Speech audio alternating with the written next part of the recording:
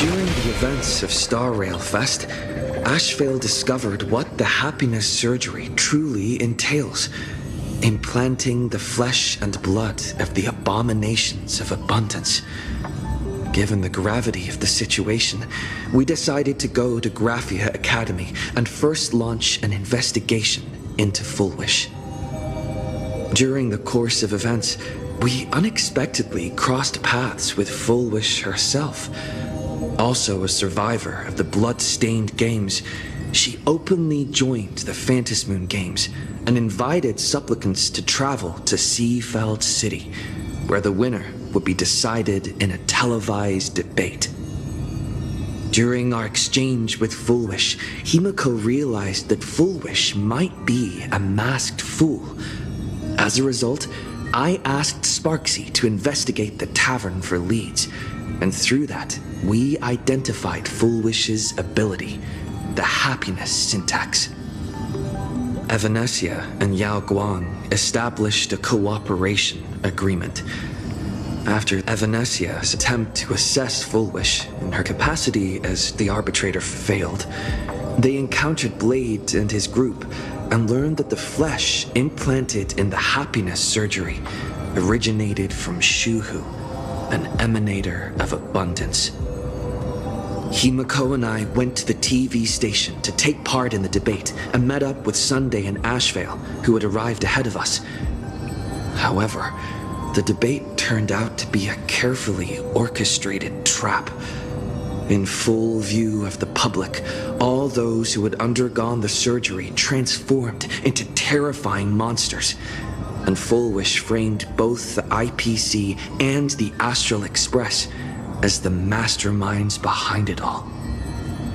When the disaster erupted, Evanesia willingly violated a forbidden taboo and revealed the real purpose of the Phantasmoon Games: to suppress the terrifying entity slumbering within Plain Arcadia.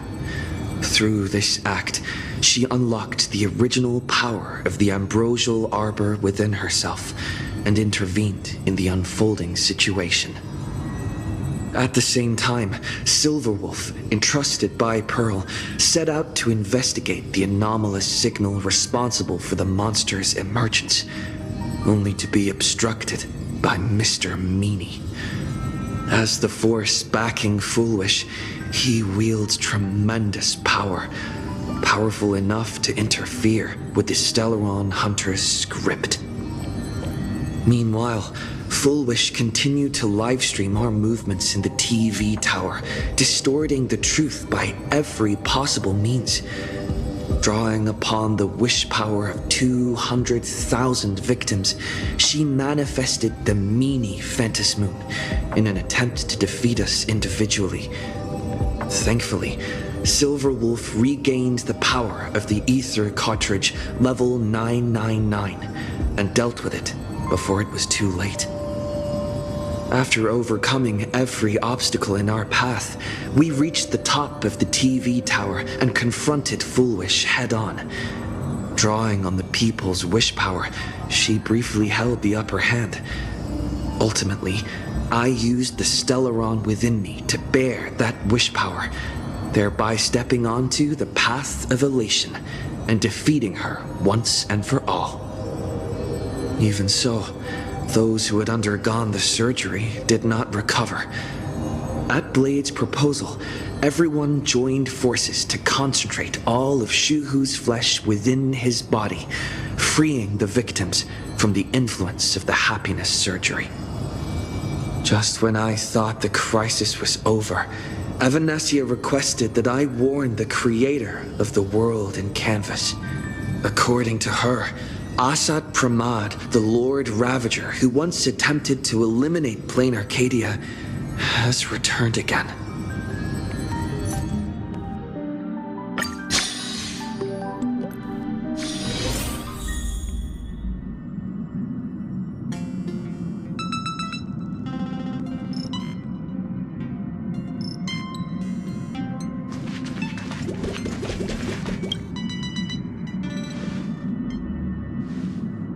You're back! The incident that happened at Full Wish TV is causing a huge stir. Come watch the news. Hello, everyone! Welcome to our brand new segment, the Phantom Moon Brief. I'm your host, Poofy. Hi, everyone. This is your old friend, Snowy. Well then, as the Phantom Moon games reach a boiling point, and for reasons that need no explanation, we are now joining Duo Mention TV to bring you live coverage of the latest and most critical news updates. Yes, we are. And after the director of Full Wish TV and sponsor of the Research Society of Happy Smiles, Full Wish announced that she was joining the Phantom Moon Games. That terrifying tragedy of 15 years ago once again swept through the psionic game. The supplicant debate, slated to take place at the Seafeld TV tower, was cut short when out-of-control Imagine known as Joy Ascendants appeared suddenly and launched an attack. This Imagenesis plague centered on Seafeld City spread rapidly. Even Full Wish herself turned into a monster atop the Seafeld TV tower. As of the latest reports, nearly 200,000 human and Imagine inhabitants across plain Arcadia have been affected by the plague. Countless individuals are injured or missing, and total losses are estimated to have reached 8.6 billion credits. And in a chilling echo of the bloodstained games 15 years ago, footage left behind by Full Wish points to the disaster as the work of supplicants from beyond the sky. She identified the culprits as the famed cosmic hero, the trailblazer of the Astral Express, and the wanted criminal, Stellaron Hunter Blade, claiming they were responsible for the tragedy. But a spokesperson for the Department of Aberration Defense said the disaster was planned and executed by Full Wish herself through her organization, the Research Society of Happy Smiles. They added that the investigation will continue and the organization will be shut down. Oh, how familiar that sounds. 15 years ago, they made the same excuses. What is the real story behind this? The Phantom Moon Brief will continue to keep you updated. Over 500 years ago, a prophet made a prediction. In year 1999, a terrifying devil will descend from the sky. Will this prophecy come true? Can plain Arcadia safely make it through this crucial year? We will have to wait and see. Shame on them. How can they just say things like that on TV when it's not even confirmed? And the internet is flooded with fake news about you too. Also, those two hosts, weren't they from Full Wish TV? They were spreading nasty stories about you on the news before. And now look, they've immediately jumped ship after what happened to Full Wish.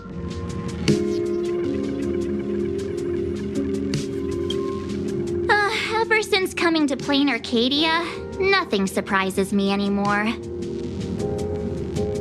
I'm happy you made it back safely, but somehow, you just don't seem quite the same. Oh no. You're trying to grow up and leave me behind. Don't tell me you're becoming the next Don Hung. No! Is this what it takes to become a hero? If you're all grown up and serious, we just can't click like we used to anymore. Oh, right. Tell me about what happened at the TV tower. I've heard Don Hung and Sunday's side of the story, but I haven't heard yours yet.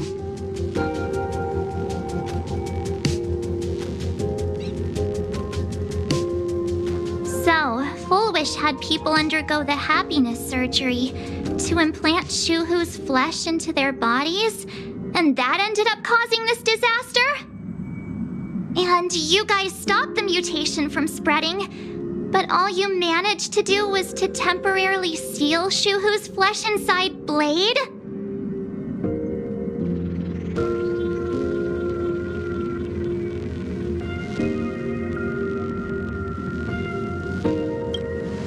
And then you mentioned that Nessia, the one we met at Star Rail Fest, is actually the Phantom Moon Games arbitrator? No wonder she could draw a mask for you. And She also asked you to go deep into the world in Canvas to warn, who was it again? Who is that? Yes, Graphia, Himiko's ancestor. She's an artist from 1,000 years ago. Himiko's ancestor? She's still alive? Wait, that's not even the most important part. Nessia asked you to warn Graphia that the Lord Ravager, Asat Pramod, is back? Oh, why does the Express have such bad luck? By this point, whenever we go on vacation, I'm always ready to deal with random problems. But running into another Lord Ravager while on vacation? This is way over the line. A Lord Ravager, Evanesia's request, Shuhu's flesh and Blade's body, and the unfinished Phantasmoon games. Suddenly, there are so many things to deal with. It feels like we're juggling a bunch of eggs all at once. One slip, and it's all gonna go splat. Are you okay?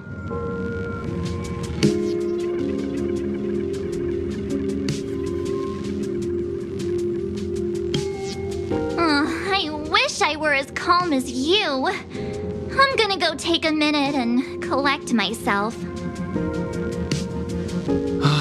So many things to deal with right now. What should I do next? I've had a long day. I should just get some rest.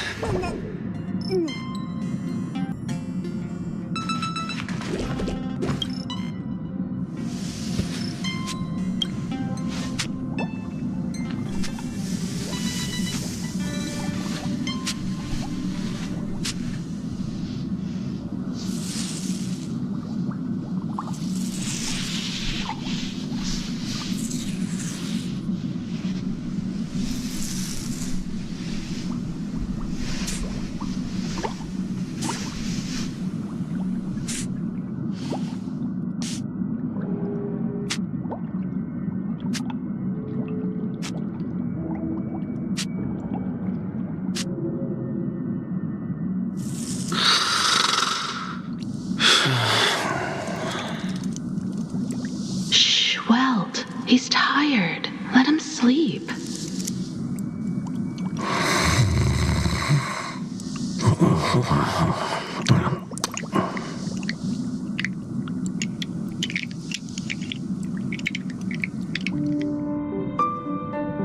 You're obviously tired. I never thought this vacation would become the prelude to yet another major war.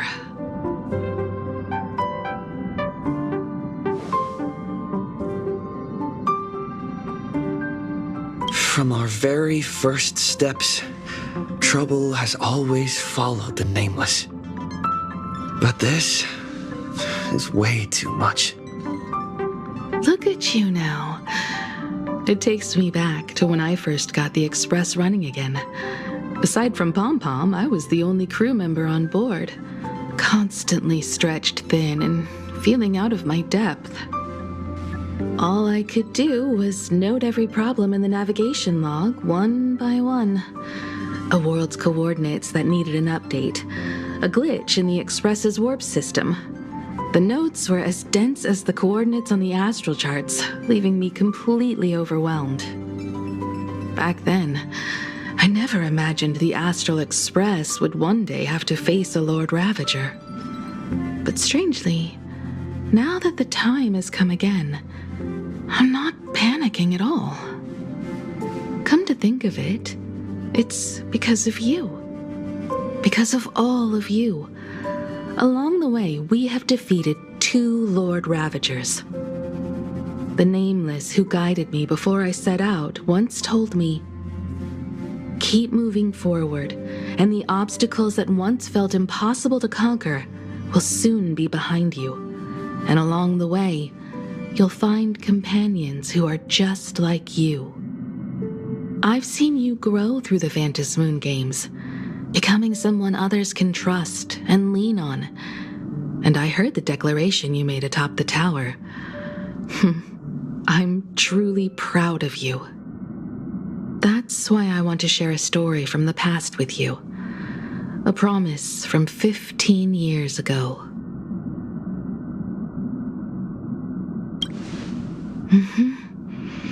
I promised someone that when the moon over my hometown was full again, I would go back to see her, to let her know I had made the most of this borrowed life and found companions I could trust with all my heart.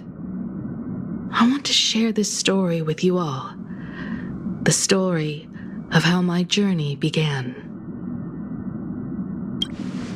It's a long story, filled with many memories of my past.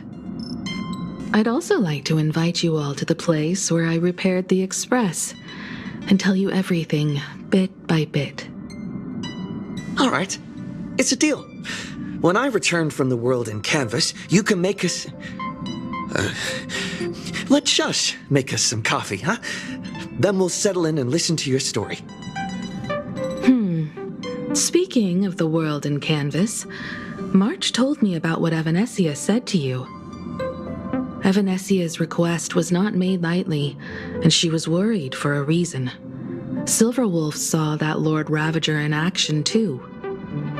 According to the records from the databank and the IPC's investigation, Asat Pramad's campaigns often span centuries, and the planets he targets all end up destroyed in freak accidents, leaving their surfaces covered in only smiling faces. 1,000 years ago, my ancestor Graphia created the world in canvas. If that was to resist Asat Pramad's invasion of Ahatopia, then could this disaster unleashed through the Phantom Moon games be the prelude to his next invasion?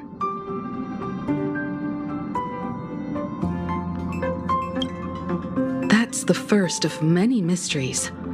Based on our family history, we are clearly not descendants of any long-lived species. Quite the opposite. The weathering curse has shortened my family's lifespan for generations.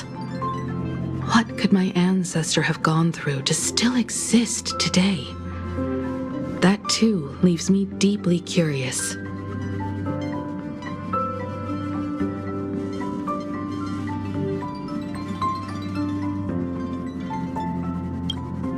There are far too many legends about her. It's hard to tell what's true and what's not. Only two things are beyond doubt. First, during the Cinderth Age, she created countless Imaginae and sent them into battle against the demon legions from beyond. Second, near the end of one of the Phantom Moon games, she created the world in canvas to shelter inside it what was left of civilization and life. Which means she is not only familiar with Asat Pramad, but has also witnessed the manifestation of the Eon of Elation. Nobody knows just how big the plane Graphia created actually is. Over 140 years ago, the IPC tried to salvage the world in canvas, but they were only able to reconstruct part of it in the real world. That portion became what we know as Plain Arcadia. Legend has it that Graphia used a vast ocean as her canvas and channeled the power of elation to step into the painting, which means she has not only seen Asat Pramad, but has also seen the Eon of Elation descend in all their glory.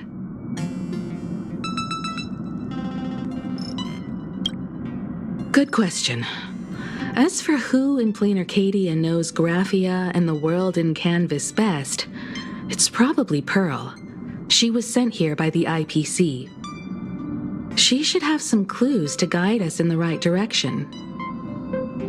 By the way, General Yao Guang is here. She says she wants to talk to you in private. I'm not sure if she comes with good news or bad news. She brought a little gift from the Xianzhou, though. Mung bean soda. Go talk to General Yao Guang, then. Don't keep her waiting. After that, come to the party car and fill us in on your next move.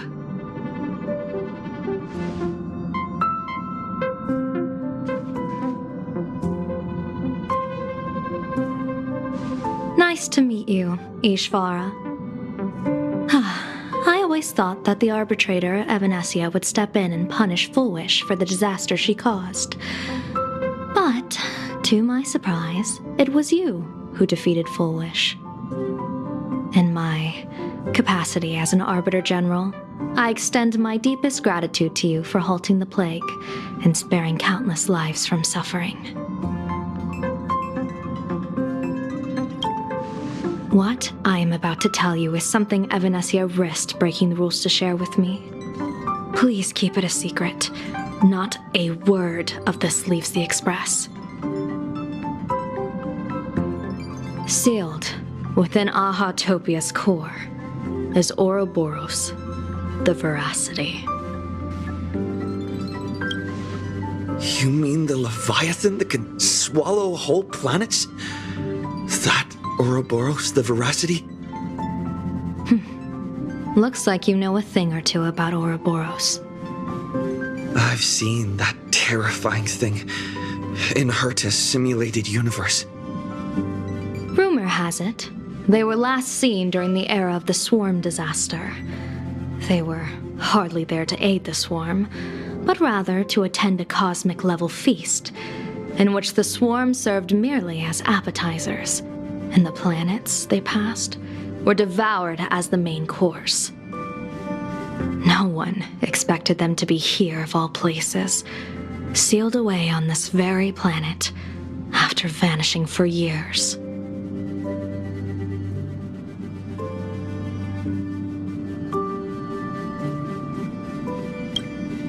The true situation remains unknown. But with this information, we can understand why Asat Pramod set his sights on this world. Aren't you a little afraid, facing a huge disaster like this?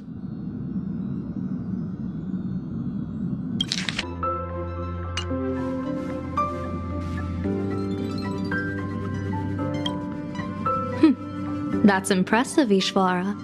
No wonder you survived the calamity of Iron Tomb. Fortune follows when fate hits its lowest ebb. Every crisis comes with an opportunity. Now that we know a force capable of devouring stars is deep in slumber at this planet's core, perhaps we could make it devour the problem inside Blade's body. It might just be a risky path worth taking. Blade has agreed to my proposal and will venture into the world in canvas to seek out the Veracity. From what I've heard, you are going there as well. I cast a divination, and the hexagram shifted between the marsh and fire trigrams, yielding the judgment. Heaven and earth are separate and apart, but the work which they do is the same. In other words, though your paths may differ, they are destined to intersect. A funeral, or an adventure. Will it be a battle with only a 1 in 10 chance of survival to tear away Shuhu's flesh from his body and eliminate the Xianzhou's arch-enemy? Or will it be a journey in which he settles all grudges and never looks back? It all depends on how he perceives it. Blade agreed to my proposal, even though that little Stellaron hunter girl wouldn't stop objecting.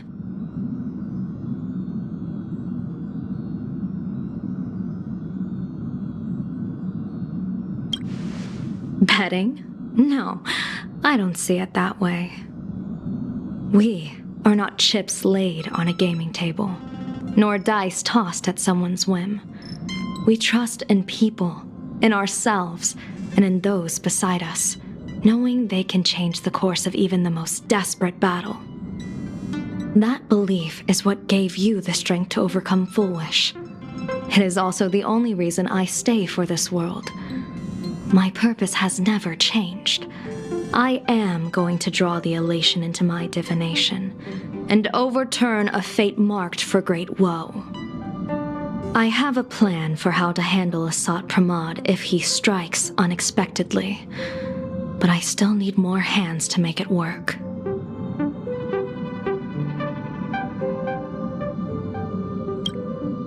What miracle could cap off these games better than a finale that humbles a Lord Ravager?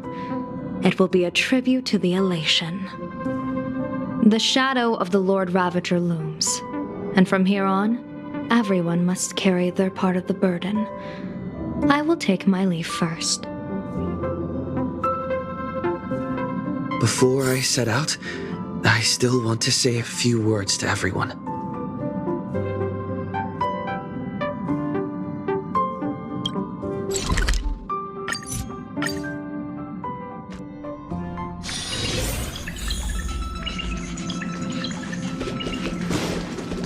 What are they up? Oh, there you are. We were waiting for you.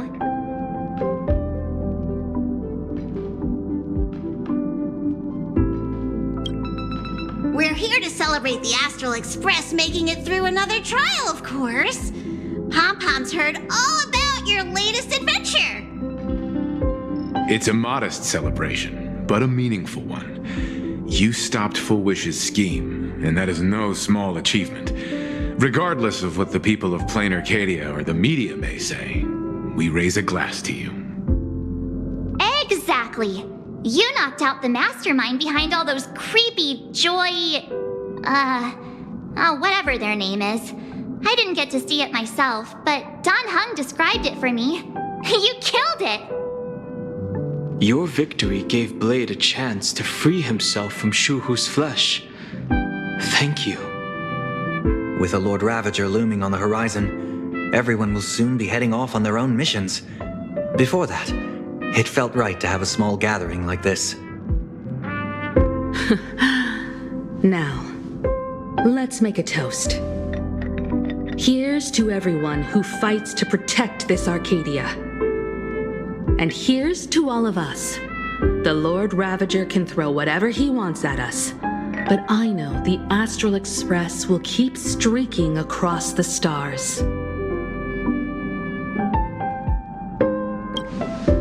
Thank you. All of you.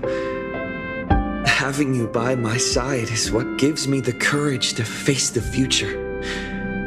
I'll carry this strength with me through the rest of this journey. Cheers!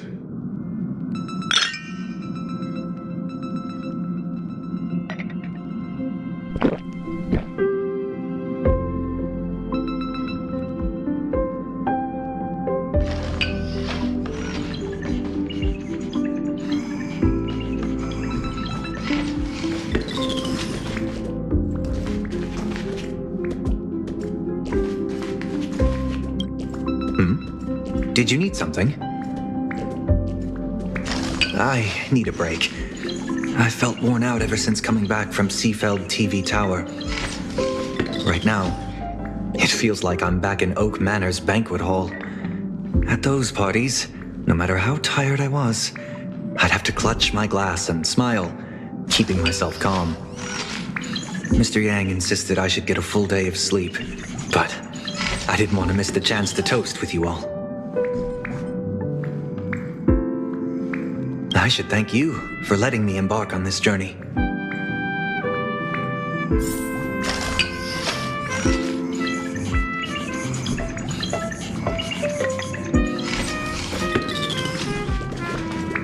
I heard from Sunday about how the televised debate went.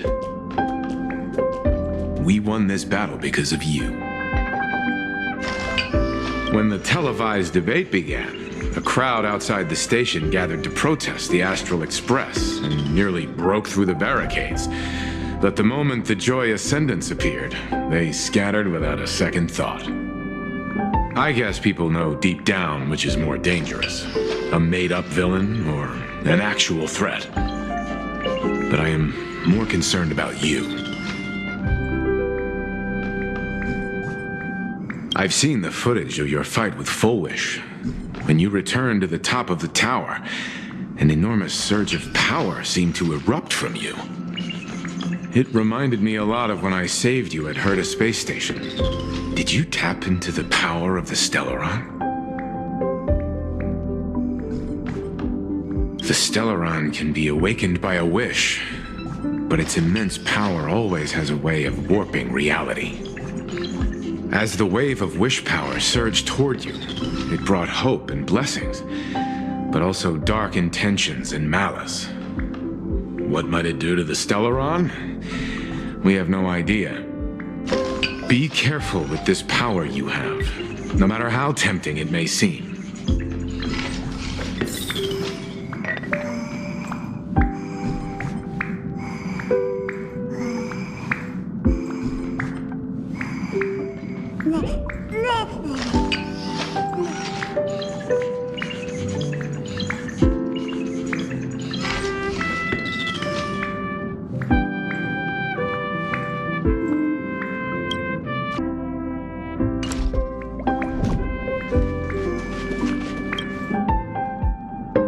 Oh, it's you! Pom-Pom heard you've got a solo mission coming up. Be safe, will you? Sadly, Pom-Pom can't remember most of what happened right after the Express crashed onto this world. Pom-Pom's memory of those years is like a fogged-up Express window.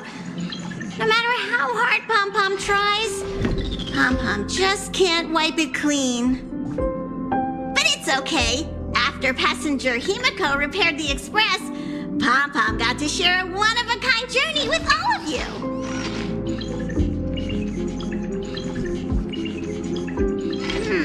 How did passenger Himiko appear?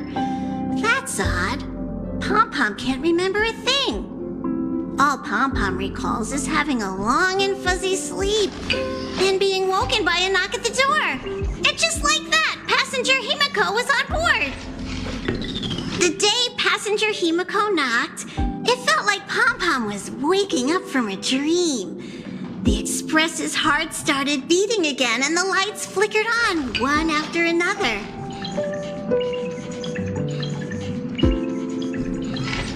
Graphia? Pom-Pom hasn't. But Pom-Pom always dreams of strangers when Pom-Pom's asleep. They seem to be bustling around the Express, and there are soft clinking and clanking sounds, just like the sound of stars twinkling. But every time Pom-Pom wakes up, their faces slip away. Pom-Pom is only left with a warm and comforting feeling, knowing someone had taken good care of Pom-Pom.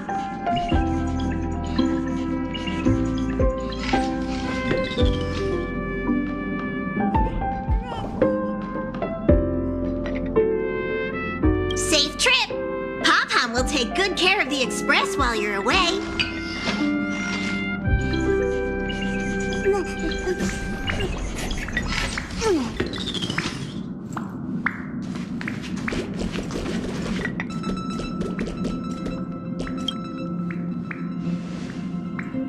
There you are.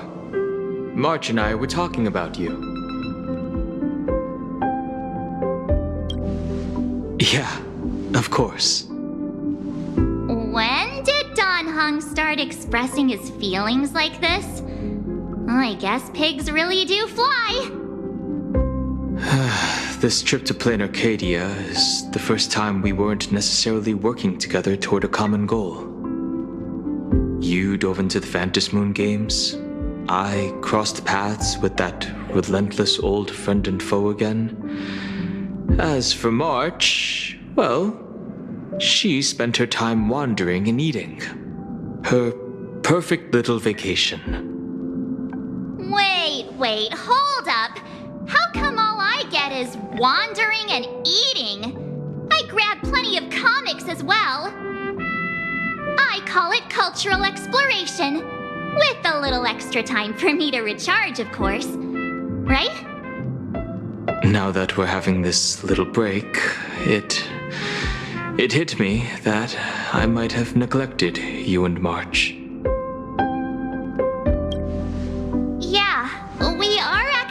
more concerned about your condition, Dan Heng. Blade has accepted General Yao Guang's proposal. Perhaps he has finally moved on from past grudges and that abundance curse, and is now ready to do something for himself. It's going to be a path fraught with danger, so I had hoped to accompany him for a bit longer, but he refused. From now on, I will turn my attention to this world.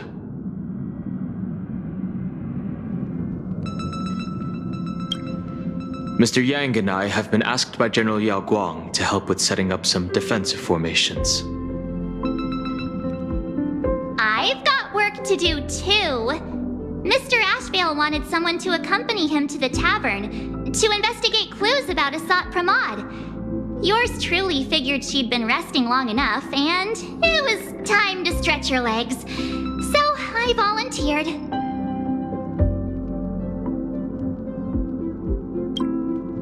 No problem. When you come back, you have to share everything you saw in the world in Canvas.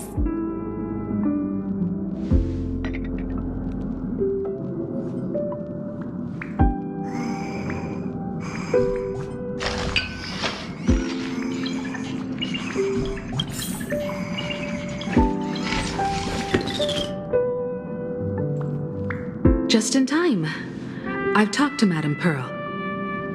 She will handle all the arrangements for your passage, so you can enter the world in Canvas to find my ancestor Graphia. This is an important matter. Furthermore, your journey gives her the chance to uncover something she's been yearning to understand for years. The secret to Graphia's art of imagenesis. Once you've fully rested, you may make your way to the dock in Seafeld City. Madame Pearl has a special ship waiting for you there. It will take you to the border between this world and the world in Canvas, a place known as Inkford Hermitage. That's your final stop before entering the world in Canvas, a place to gather your supplies and rest up before you set out on the journey ahead. I know you'll have to go alone this time, but I don't think it'll be dangerous. After all, that realm was created by Graphia, my ancestor. The thought of it makes me feel calm, in a strange but comforting way. If you get to meet her, please give her my regards.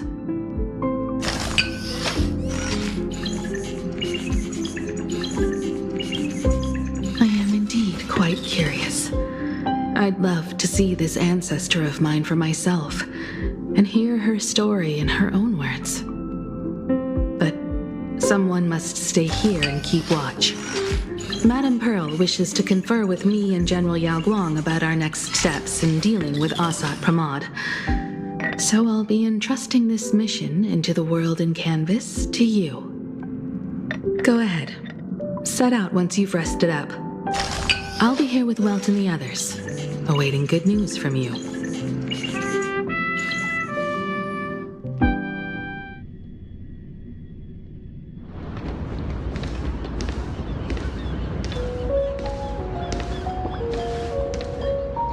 In other words, that woman wants you to take Shuhu and jump straight into the veracity and leave the rest to the Eon stomach acid?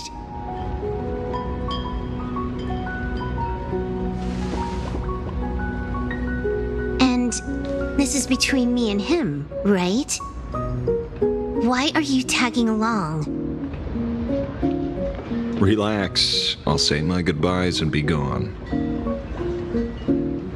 A dignified funeral, If you ask me, this ending is indeed grand enough. I don't care about any of that. There's only one thing I care about. Does he have to die? Here's a piece of advice, little cub. Whether he lives or dies is his choice. That's the one thing you don't get to decide for him.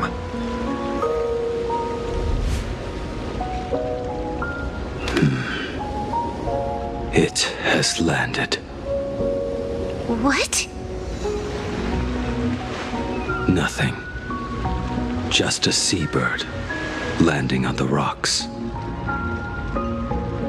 A blade forged of mortal steel cannot sever an undying fate.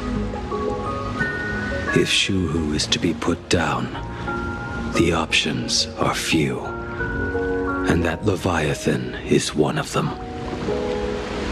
In time, people will say this. The culprit of the Juming gave his life for the greater good and plunged into the abyss alongside the abomination.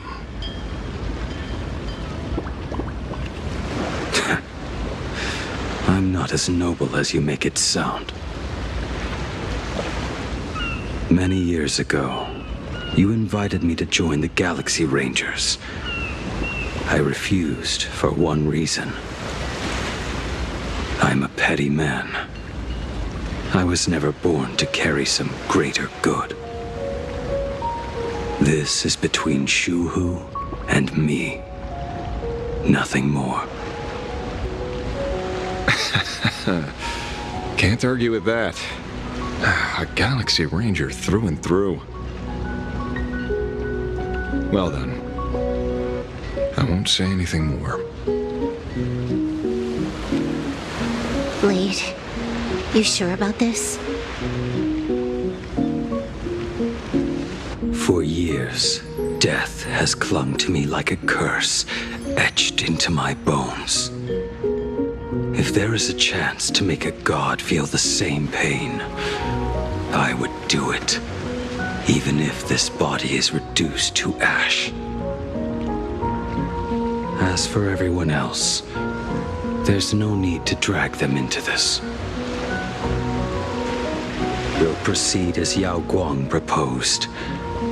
Bury Shuhu at the end of the world in canvas, taking me with him, and let the veracity dissolve us both.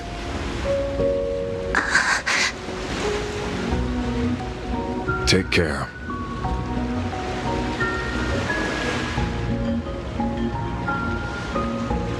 How about you stay as well? You might as well see it through to the end with us. Plain Arcadia has bigger problems that need my attention. Your instincts were right. That meanie pulling strings from the shadows is none other than a Sat Pramod.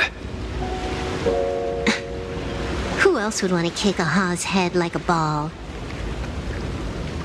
So, I need to get back and finish my job. Investigating a Lord Ravager sounds like a job you don't come back from. Therefore, it also pays very well. Then here's hoping you live long enough to collect your payment.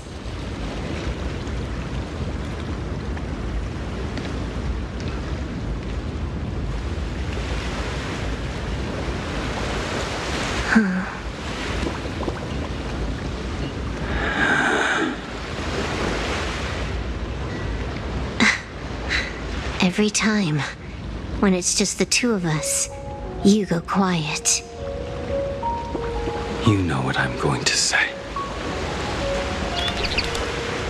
The seabird's flown off. It's time for us to go too.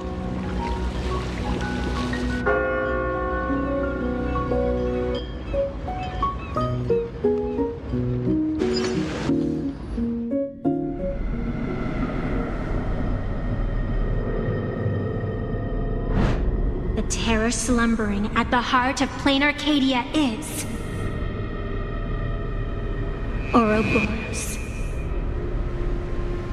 After the swarm disaster, the veracity vanished, never to appear again for more than 700 amber eras.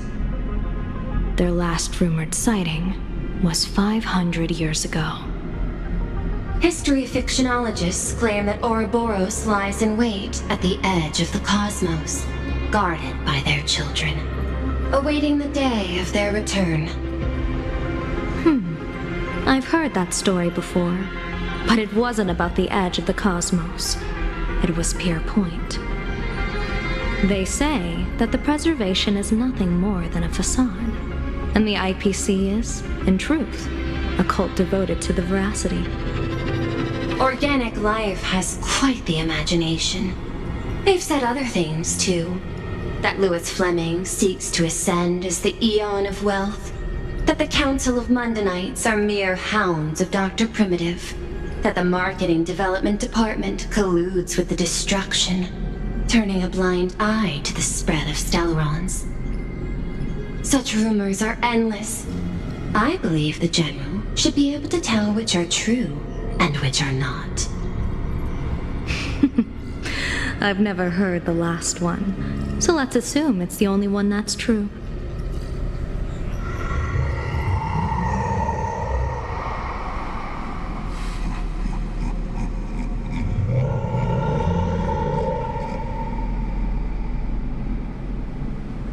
Such terrible breath. Once this Leviathan awakens, the Arcadia's destruction would be all but instantaneous. For now, this remains conjecture. The sealed remains appear to be a husk that Ouroboros once shed. Why it's here, and how it's connected to the elation, remain unknown. Yet even a fragmented remnant of an Eon is a threat that can't be ignored. The calamity of the Leviathan must not be allowed to re-emerge in this world. Naturally, that is why I'm here. And it's about time for the two Nameless to arrive. Oh, you're just on time. General Yao Guang, as instructed, warding talismans have been placed at over a dozen sites across Plain Arcadia. My thanks. It was Mr. Yang's talent of creation out of nothing that allowed us to reproduce dozens of plumes and complete the deployment with such speed. Now, with Yin and Yang aligned, and all four aspects in place, as long as we set up the last formation core, the Decalite reflection barrier will be complete. Using the divine eye of the Spiritus to weave a giant web, one that ensnares countless possible futures. General, have you truly made up your mind? Though Shuhu has been eradicated, the signs of doom have not faded. On the contrary, they grow ever clearer. After much consideration, the source can only be this restless corpse. One crisis is yet to pass, and another is already upon us. The Arcadia's ley lines were already riddled with scars, and now even the ancient tree's seal is starting to loosen. While Evanesia is asleep, someone must take up her duty to guard this place. But defending isn't the way of the hunt. If you don't want to become the prey, you must become the hunter. General, do you intend to go on the offensive and suppress the remains of the veracity? How could I? The Joy Seeker could barely confine that husk using the Abundance's ambrosial arbor as its cage. I'm not that arrogant as to place myself alongside the gods. I'm not here to guard against an Eon, but against a lesser menace. Lord Ravager Asat Pramod. This barrier is prepared for him. Asat Pramod has been meddling with the game from the shadows. His intentions unclear. We know little about him or the veracity. By chance, however, a friendly citizen has provided us with intel. Ouroboros' remains are in Ahatopia, aren't they? Silence is an answer in itself. I've seen that reaction too many times. I'm not surprised that you were the first to discover it. You were in the Torn Scroll too. The probability of you noticing was 24%. That's a little low, don't you think? I'd put it at well over 90. What I don't understand is this. There were countless ways to verify your hypothesis. Yet you chose the most unconventional one. You bypassed security and broke into the building to confront me in person. What is your objective? This is no confrontation. It's a warning, Madam Pearl. I'm a security officer, and there is only one reason I'm here. While everyone else is fixated on the Phantasmoon games, only the Department of Aberration Defense is watching other places. Like the location where the new Herald of Death case was closed? Correct. The incident involved 4 Daybreak warriors, 3 nameless, 1 detective, and 1 officer. But just moments ago, a 10th set of footprints appeared at the scene. After the investigation, we learned that the traces were left deliberately. A blatant provocation. The Lord Ravager bent on destroying the Elation came uninvited. Make no mistake. Planar Arcadia is the stage he chose with care, and drawing the Abundance into the fray was hardly a whim. Our top priority is to dispose of Shuhu's flesh properly to prevent it from falling into the wrong hands and causing another calamity. That said, we cannot afford to ignore Asat Pramad's next move. This giant web is prepared for that very purpose. Once the entire planet is folded into the divination's trajectory, under the gaze of the Omnitia, all possibilities will be laid bare.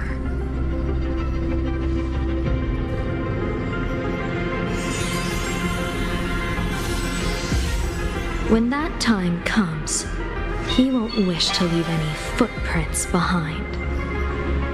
One final question. Why did the Lord Ravager choose to visit this place? Does he have an ulterior motive? Or is this merely some twisted joke? That question should be left to the professionals. Don't forget, we have a detective who can't seem to rest. Let's hope the accumulation of variables can tip the scales in our favor.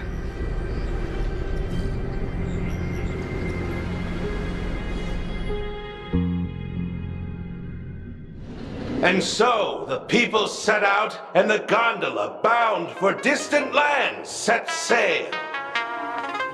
At the end of the world, the Elation once again declared war upon the Veracity. Hey, frail little humans! Ouroboros split their mouth wide open. Whoever can fill my whole mouth with but a single thing shall receive a reward.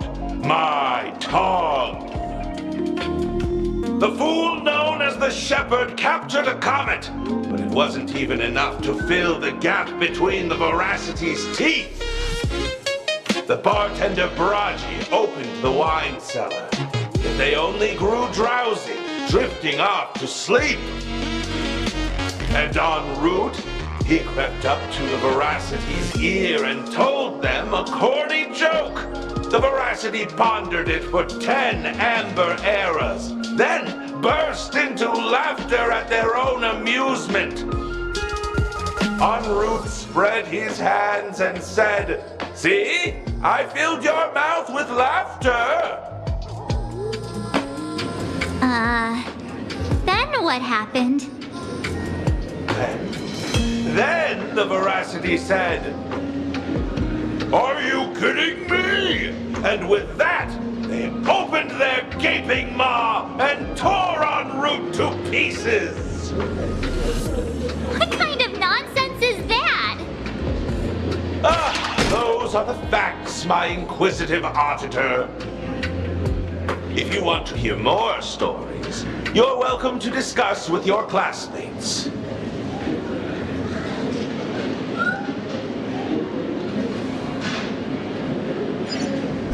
We came here to investigate the Veracity and Asat Pramod, but all we got were stories that only a 3-year-old would believe. Rumors don't just appear out of thin air. It's just a matter of how much truth you think they hold. At least 90% of that was made up. Sometimes that last 10% is all you need.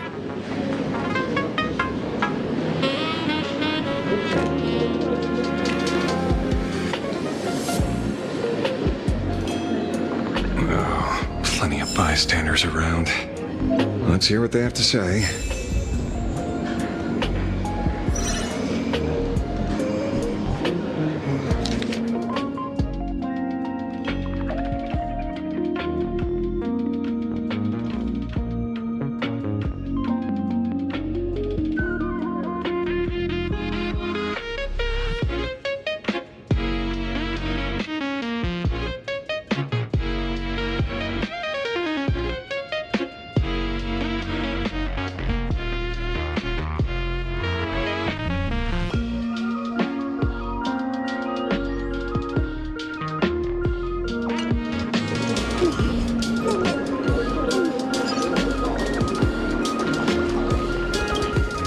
They say a dull pen beats a sharp memory.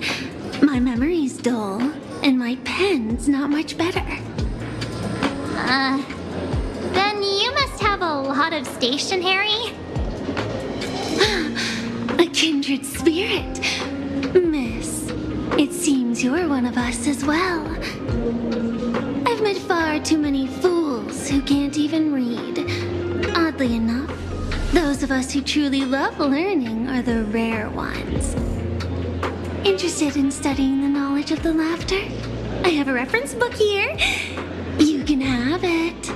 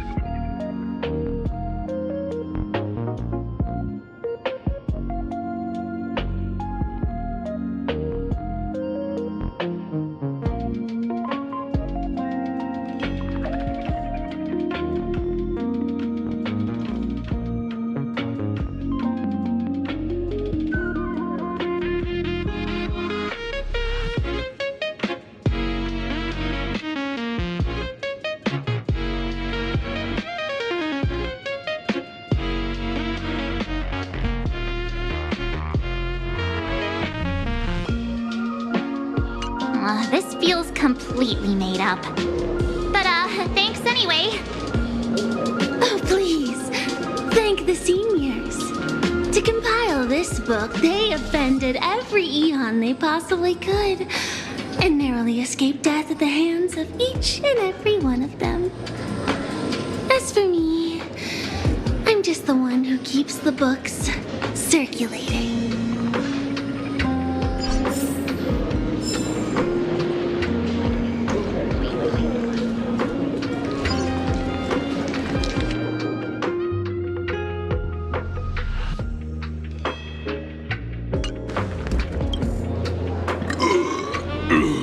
You two asking about the veracity?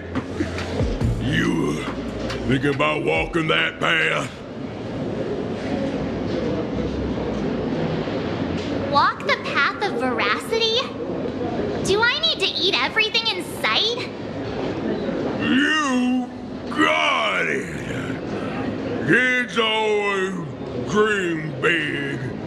Some are bulldozers, some are monsters, and I am on a board. Yeah, and the man. Can you talk normal? Stop gulping for air. I swore to become a veracity pantry. I eat everything. Tasty, nasty, anything I could chew. Finally, I pinched my nose and swallowed loose mouth, and they looked at me. Ouroboros. Nah. Very regrettable. Enough already. I'm telling you, it was all bluffing. The fools didn't lose. Poor Root and Dorothy, the veracity wasn't looking. Roll up their skin like a grape, stacked it up and floated. Then poof, they were gone. Even Comic-Con Collective don't got a veracity card. I already filed a formal complaint with the organizers. You should be putting this much effort into your studies! Hey, friends! How was your first day of school? Sparksy's here to pick you up after class.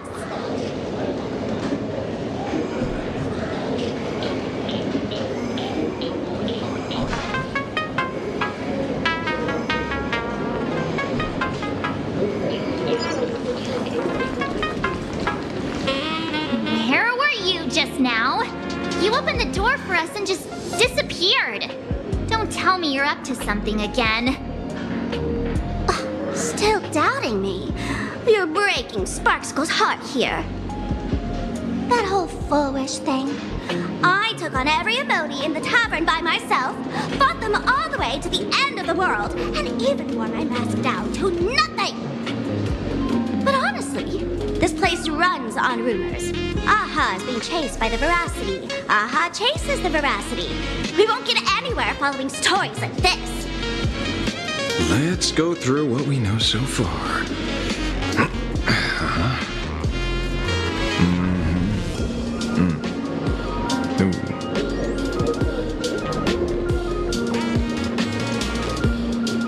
Yeah, it's a complete mess. So, after a bit of thought, Lady Sparksy came up with a brilliant idea. I borrowed a nifty little gadget from a friend. The Unreal Sparks and Spark! No idea how it works, but apparently this light bulb makes you smarter the moment you put it on. Does this friend know you borrowed it? Supramon has a gun to our heads, and this is what you're worried about? He'll find out one day. Well then, I'll go first. It, doesn't look very reliable. Are you sure about this? No worries. If anything goes wrong, the friend in my head will protect me.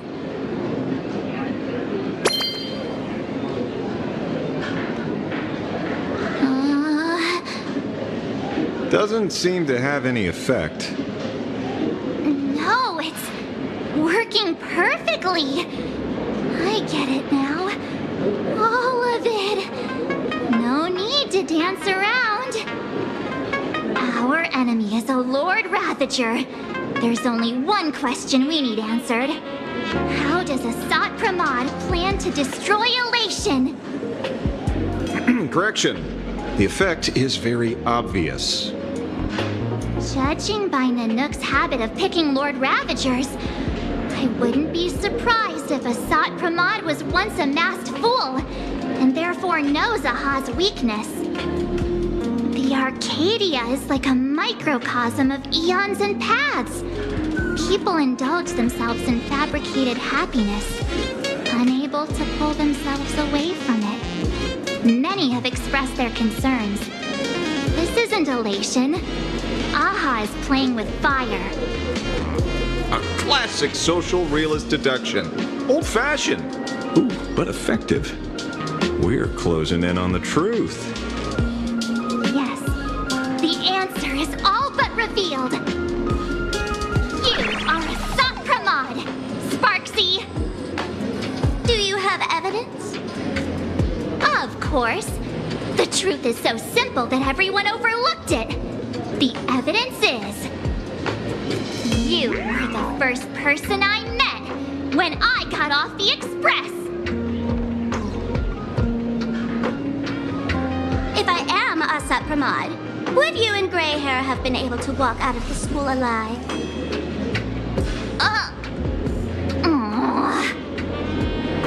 Yeah, fair point. Just take that thing off already. That's weird. I thought I was on the right track. Let me give you a lesson. Deduction isn't about pupil skills. It's about smart tricks and flawless logic.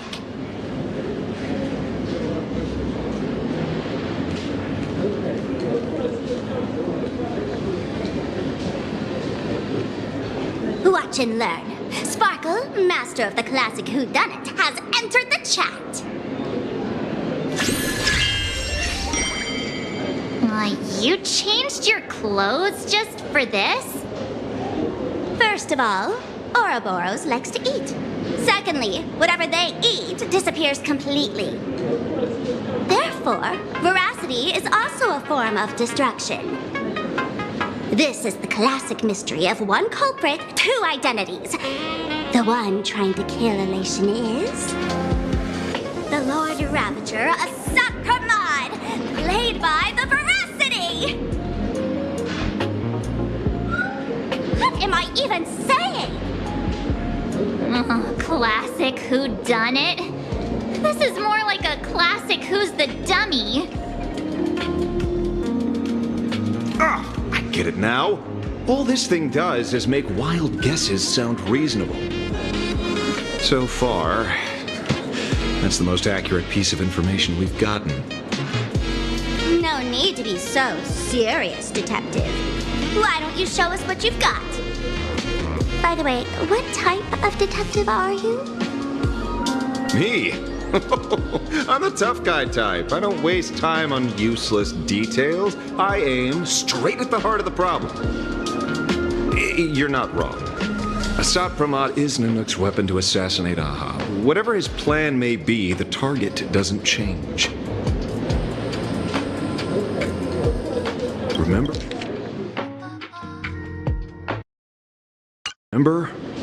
As far as humanity knows, there are only 3 ways an Eon can fall. A broader path engulfs a narrower one. Divine warfare between eons, and the third one. What was it again? Forcing an Eon to turn away from their own path. Whichever it is, none of it sounds remotely connected to Plain Arcadia. So, what makes you so certain a Sopramod is here on business, not on vacation? Because we folks just dug up one heck of a treasure from underground. And in the stories tied to them, we've unearthed more than a few names worth paying attention to.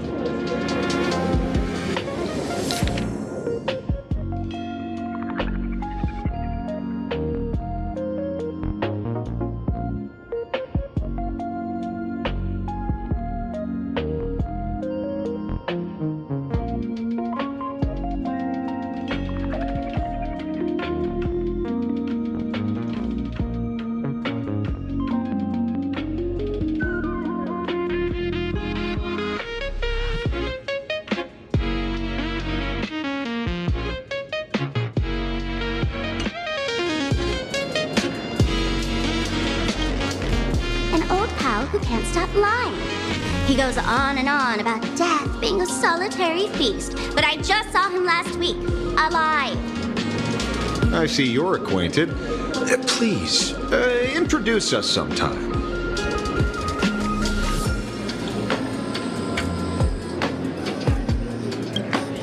Baraji? Forget it! He's good behind the bar, but slippery as an eel. Ask him to work for Nanook, and he'd run away on the spot. The former bartender of the tavern, everyone knows him. Couldn't be him.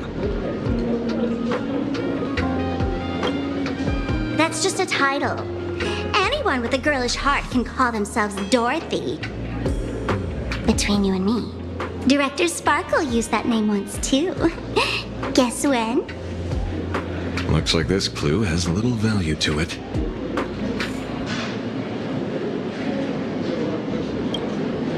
Him? He caused trouble in Gotham City a few days ago. Pearl threw him into prison. I know. I was the one who caught him.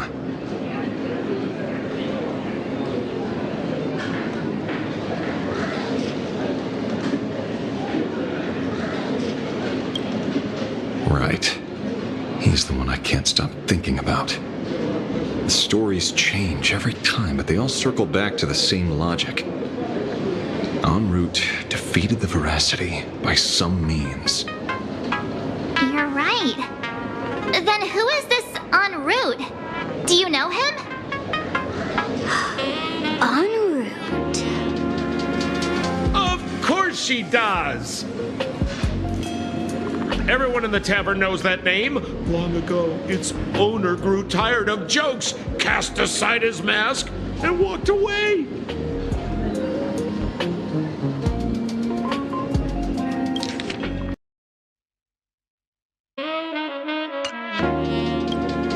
Some say he became a morning actor. Others say he jumped into IX's black hole. But none of that matters. What truly matters is that you have my unreal Sparks and Spark! I knew it. Give it back, give it back! That's a big order my client wants immediately! What do you mean, give it back? It just wandered off, and I happened to find it on the way, so I brought it home. You want it? Here, take it now. Absolutely not! Wait, right now? This doesn't sound like you at all. No. If it's a no, it's a no. Guess I'll keep it. Bye-bye.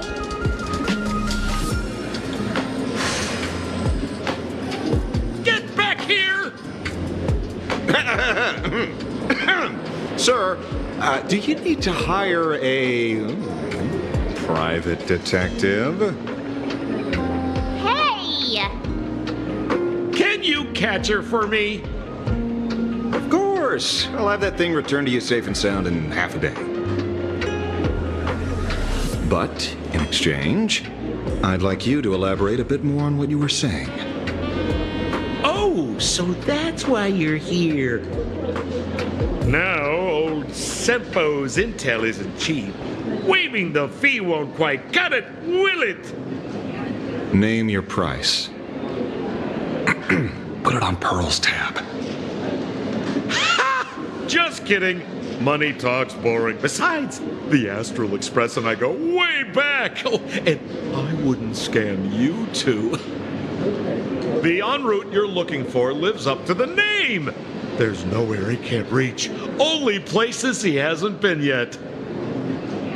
He's the gold standard of the masked fools. He only shows up where he's least welcome. A morning actor's stage, a friend's wedding, even inside the Veracity's mouth. All for the sake of a good laugh. Oh. That lines up. Sounds like the origin of the legend. So, he's a friend of yours? Not a chance! Back when old Sempo was still a kid, En route was already a name in the history books. He left the tavern during the Second Prosperity. They say after hearing 30 trillion jokes, he never laughed again.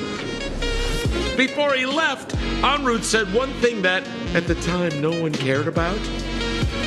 Elation has been dead for a long time. Where did he go after he left the tavern? The tavern has 10,000 mouths, all telling different stories. All I know is this. He said he was headed for the true world's end, and then he vanished without a trace. How do you know all this? Oh, I've been around long enough to have my own channels. Just trust old Sempo. And about catching Sparksy? Leave it to me. I keep my word.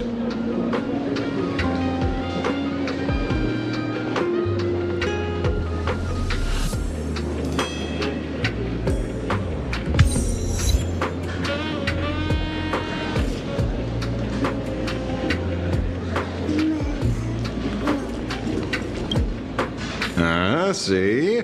You only need that 10% of the story to be true. The last thing he said was really scary. So many unanswered questions about en route.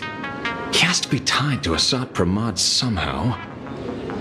But our leads at the tavern have run their course. Let's go pay a visit to another expert next.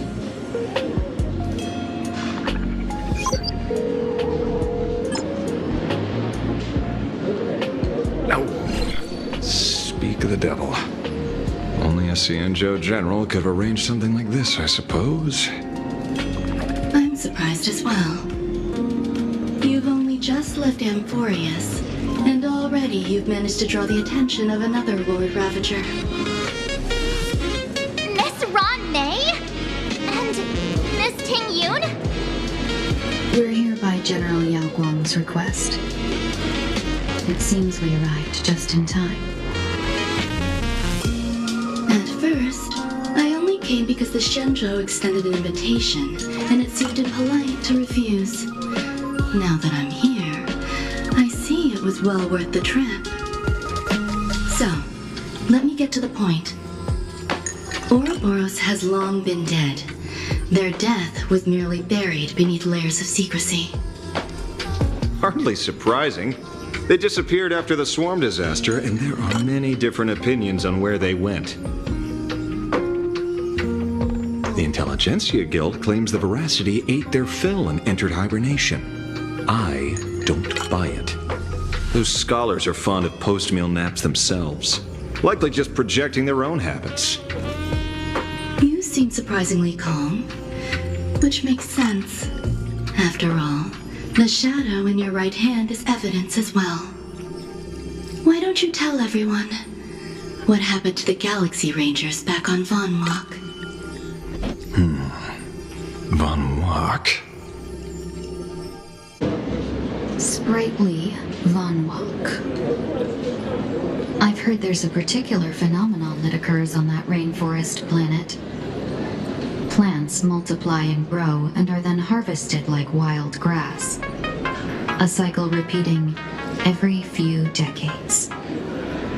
Almost identical to the Phantom Moon games.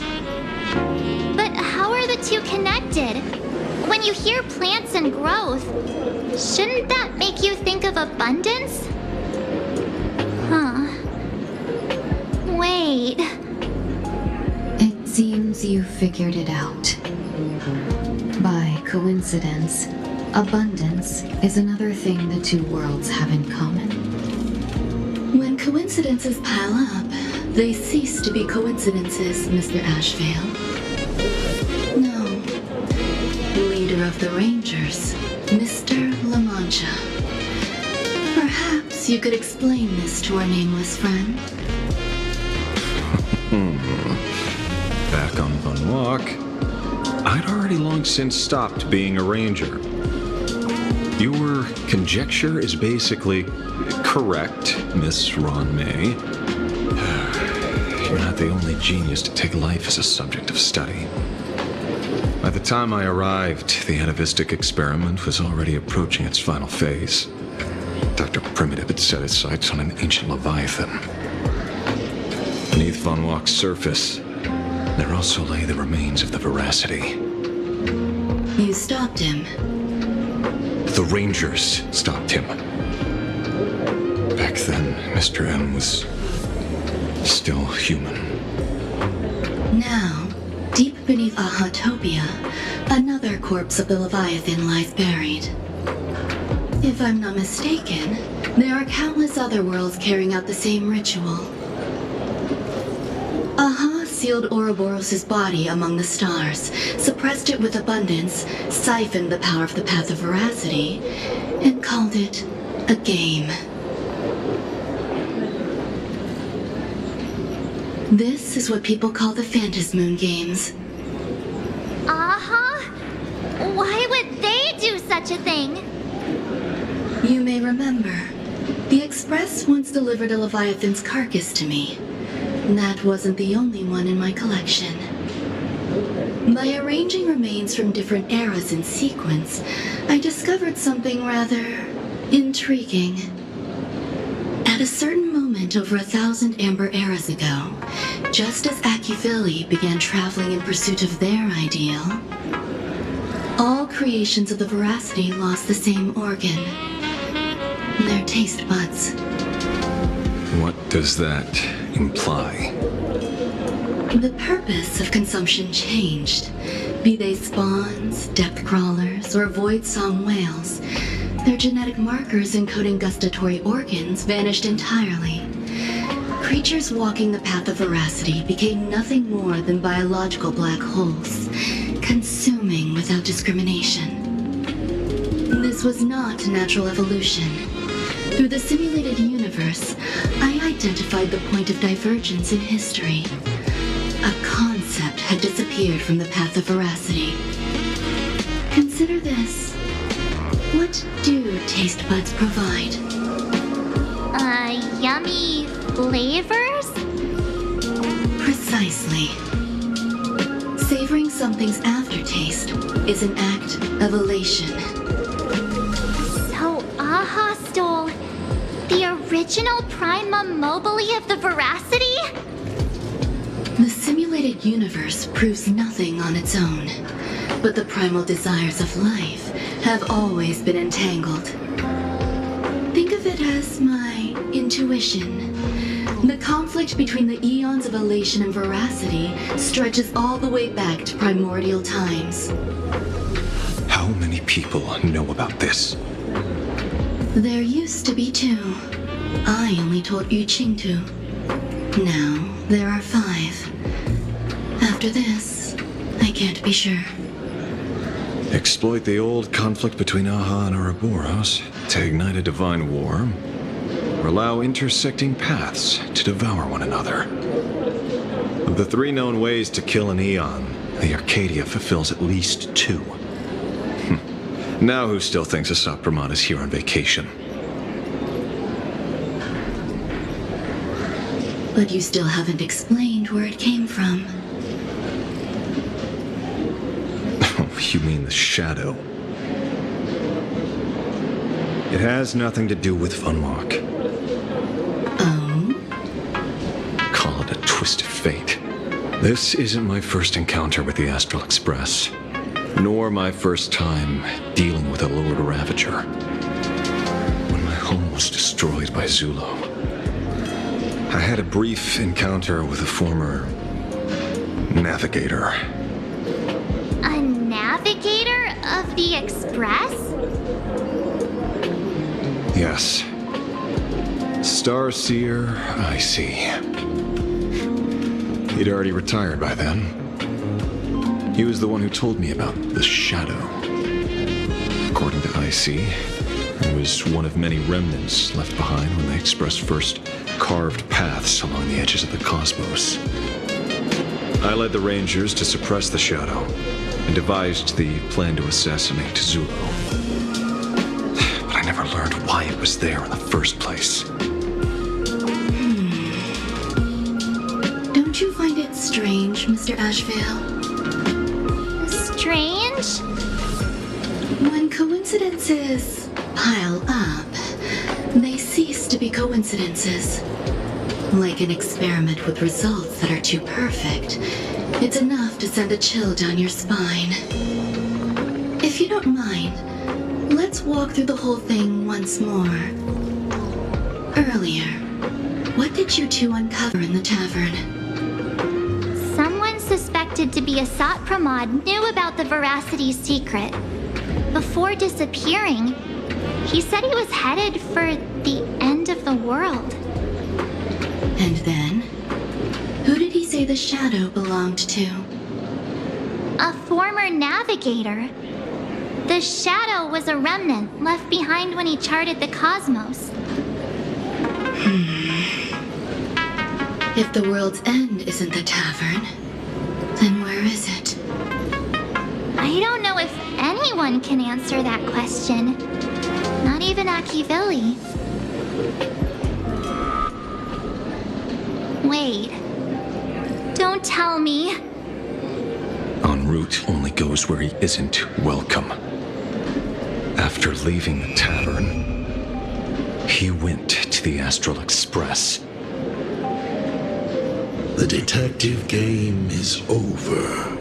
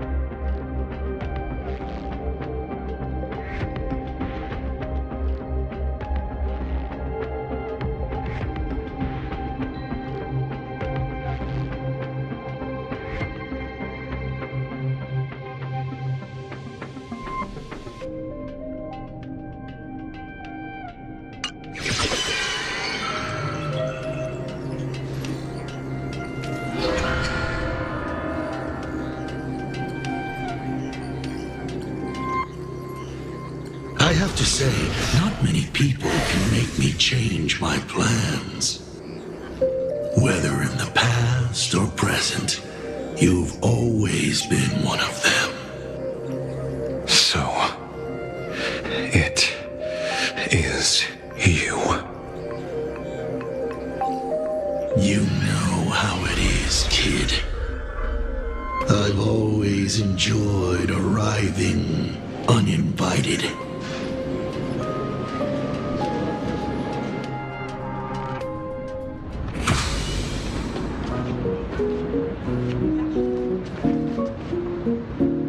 Pearl said she would arrange a ferry to pick us up at the Seafeld City dock. The place we're going to holds clues about Graphia? Really? Validate your own ticket before boarding and be a model passenger. We wish you a pleasant journey.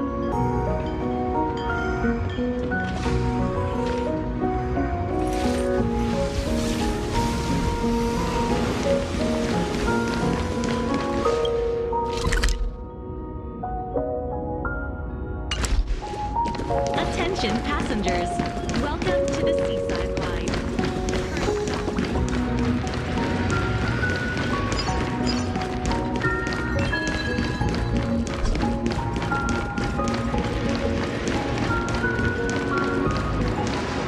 It is an honor to, well, shall I say, be of service to you again. To be honest, when Madame Pearl invited you to visit the Perlux Tower, I was supposed to be your guide. I ended up being replaced by a total fraud. My name is Feld. By order of Madame Pearl, I will be escorting you to your destination. You are too kind. I followed the battle in Seafeld City very closely. Serving a hero such as yourself is a true privilege. I assume Madame Pearl has already briefed you on our destination?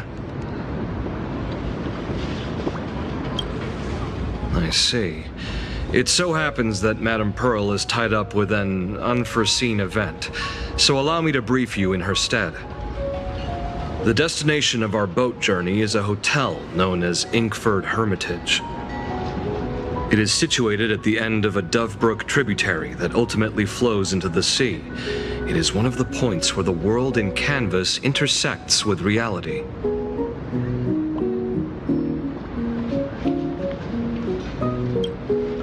Well, Graffia's former residence was located there. Legend says the miraculous canvassing of the mortal world happened there. Would Madame Pearl, a die-hard fan, pass up a sacred site like that? Word is that Madame Pearl just flicked her wrist, signed a check with an astronomical figure, and bought the whole plot of land.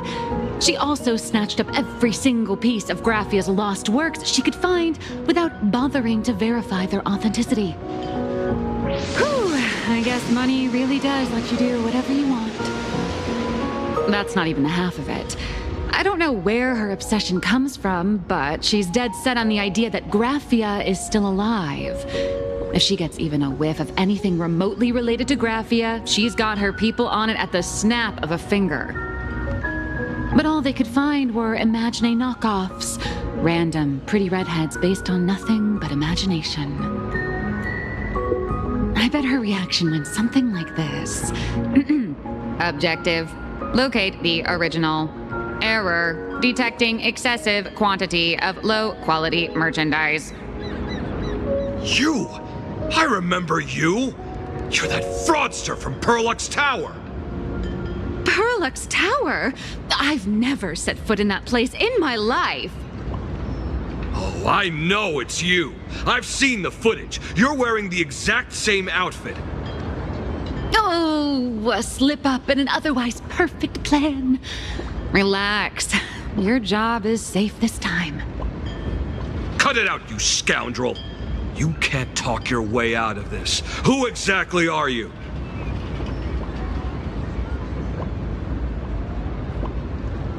This is the author of Fluffy Across the Blue, Blurry QR Cult.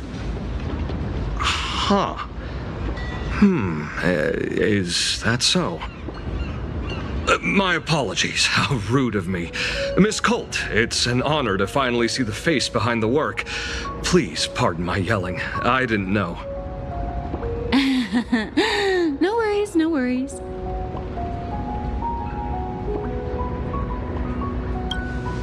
Well, yes. Would you believe it if I said I was going on vacation? Miss Blurry QR Colt, let's be clear. You are being transported under escort. Your current credit balance is in the negative. Madame Pearl has offered you a lifeline by asking you to complete the next volume of the Fluffy.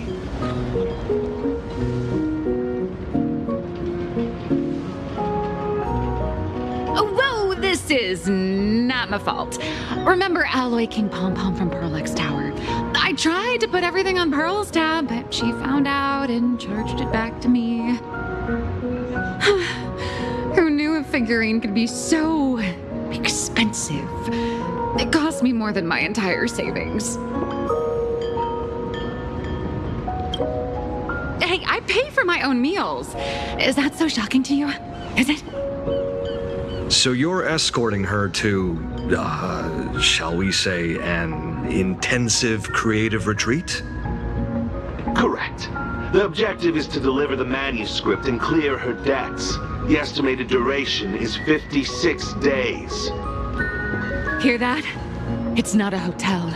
It's hell. Where you get whipped for not finishing your scripts on time.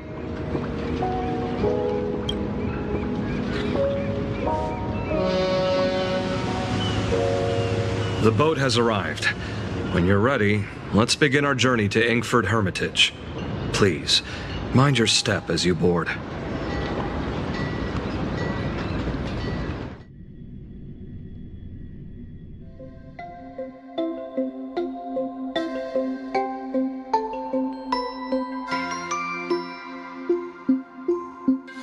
We have arrived.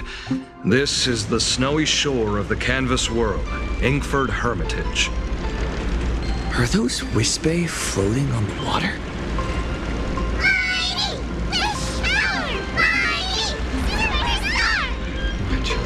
Oh dear, there are so many Wispe. They are blocking the boat's route. But no need to panic. Please follow my lead. We have now arrived at Hermitage Port. Please make sure you have all of your belongings with you, and watch your step while disembarking. Thank you for traveling on this void liner.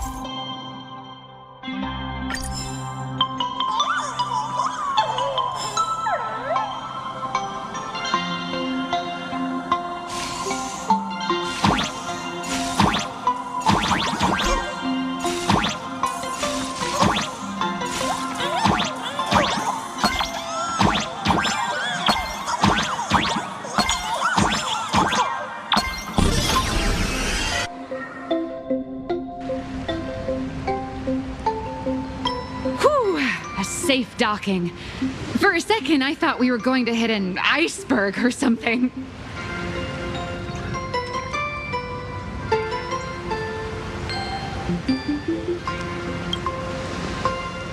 They probably sensed your wish power. You are the Phantom Moon Games superstar, no?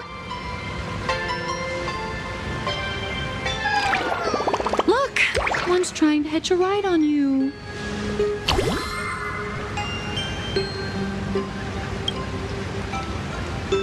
Must have been when we came ashore. Oh, what a devoted fan.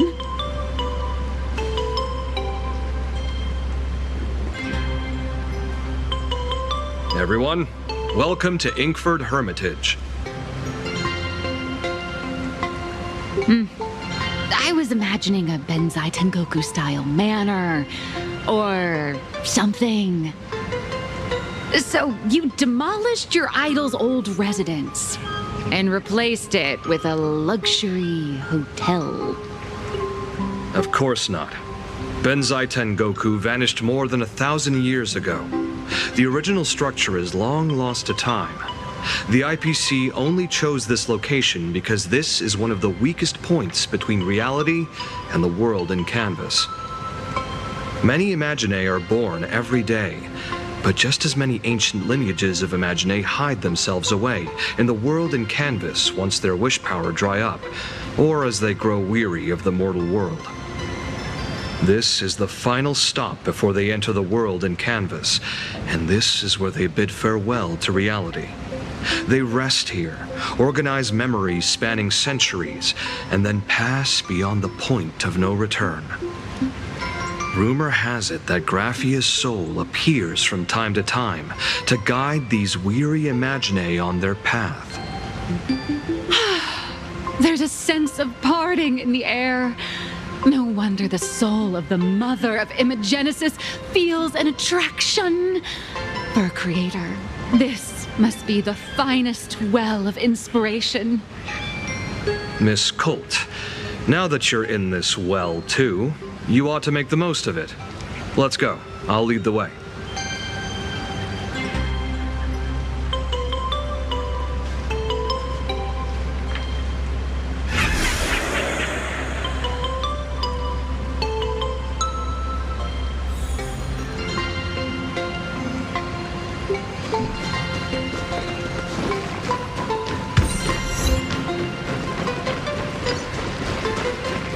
Is that... Ah, the golden tree in the distance. We call it Myriad Wish Grove. It's said that it shares the same lineage as the sacred trees on the floating island of Seafeld and the Phantasmoon courtyard. Before entering the canvas, the Imaginae go there to return their wishes, setting out unburdened.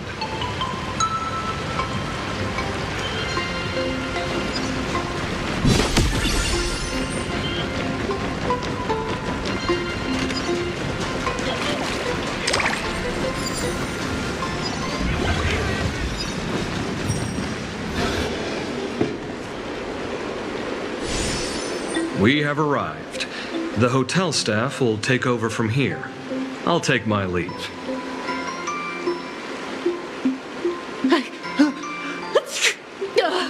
Oh, it's freezing. It's cold enough for a typical snowstorm mansion murder mystery. Anyone here? Hello? Honored guests, my apologies for the late welcome.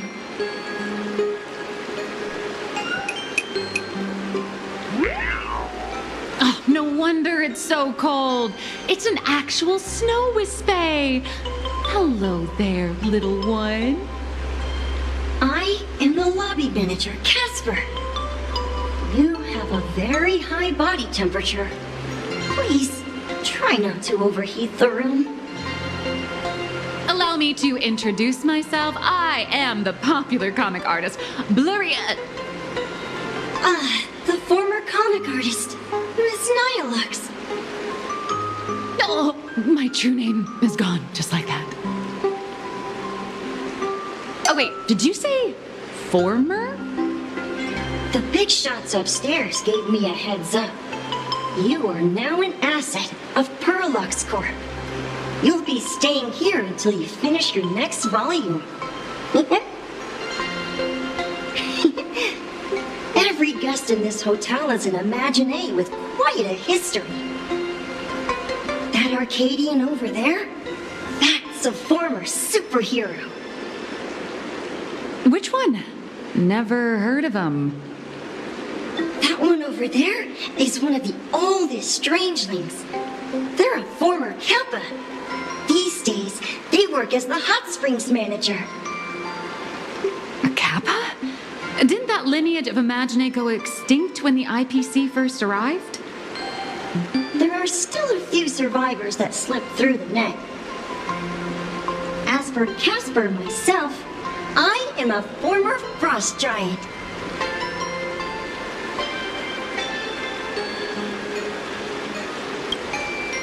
Little old me was once a tall, mighty, and majestic giant.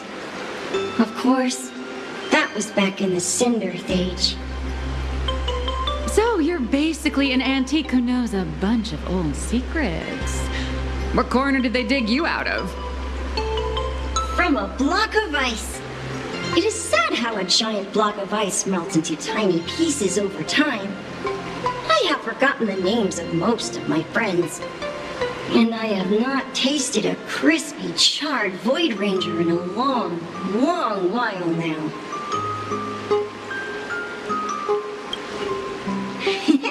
Indeed, another glittering nameless. Another? How's that? That is a secret. Sightings of Lady Graphia are as common as the snowflakes here. Ever since the news spread that her soul would reside at the hotel, all those Imaginae who mimic her and the weirdos who insist they have a connection to her have flocked here. You see, They all claim they have some sort of connection to her, or hold some secret about her. I bet they're just trying to scam people out of wish power and credits. Just like all those people who swear they're AHA. You're not wrong. But whenever the higher-ups ask for a report, little old Casper here can always pad it out and hand over a long list of names. Nameless, good luck with your inquiries. Bye now.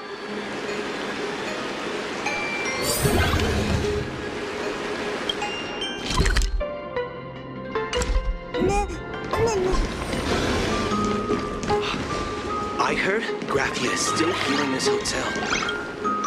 You can see me, and I shall hide no longer. Indeed, I am Graphia, the sovereign of all paintings, the source of all schools, the mother who birthed all Imagine. Unfortunately, my wish power is spent, and I can no longer weave my imagination arts. But you and I share a fate, with just a few wish bays to aid me. I am Graphia. If you're giving away wish bays, you should give them to me. No, I am Graphia. Does this red armor not make it obvious?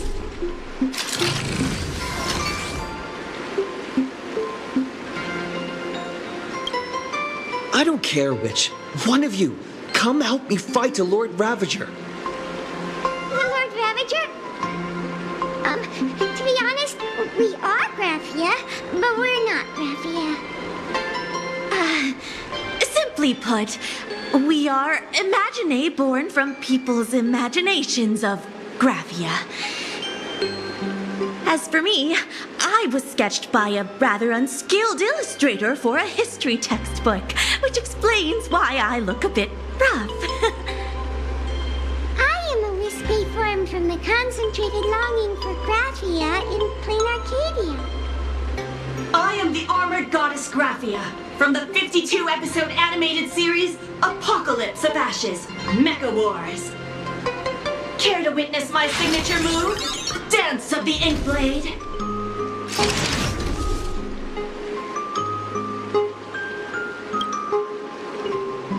If you're looking for the real Graphia, I'd suggest you give up. I've seen countless Imagine on the verge of exhausting their wish power, begging the mother of Imagenesis to extend their lives with her paintbrush. Not a single one has ever succeeded. In the end, only those of us making a living off the Graphia brand are left. When it comes down to it, she's nothing more than a legend. Who knows? Maybe the IPC made up some story to boost the hotel's revenue. I mean, the Cinder Age was over 1,000 years ago. Maybe the only thing left is the longing for Graphia. There's one very simple way. She created all Imagine with her brush. Word has it, she waits at the end of the world in canvas to see off those whose time has come. But every Imagine who has seen her is, of course, dead. So dying is the only way, huh? These three aren't just fakes. They're also wackadoodles. As I suspected, finding Graphia was never going to be easy. Besides us, there are plenty of ancient Imagine living here, ones that have long gone extinct elsewhere. Some even claim to be original works by Graphia herself. If you're serious about finding Graphia, you should try asking them. I heard Graphia is still here in this hotel.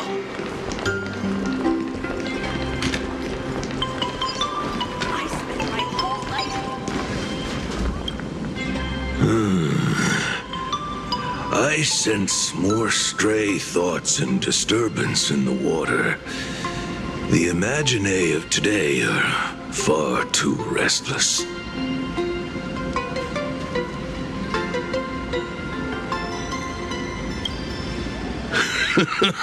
Yes. This old soul is just scraping by with what little talent I have left. The humans here call me Sudscour, a filthy name, but fitting for this frail and wretched form. Are you here at the hot springs to wash away your stray thoughts? Or just to chat with the last kappa of Ahatopia?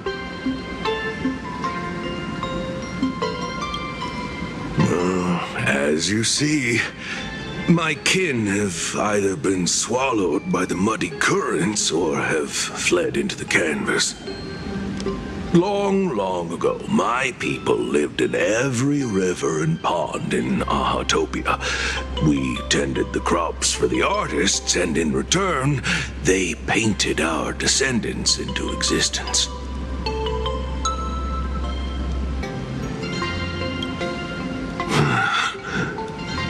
It is hard to leave one's homeland. Even when my kin have entered the canvas, even when the waters here are no longer clear, and even when the new Plu tribe has replaced us, this is still my home. It needs someone who remembers the old days. As long as I remain, the Kappa line is alive.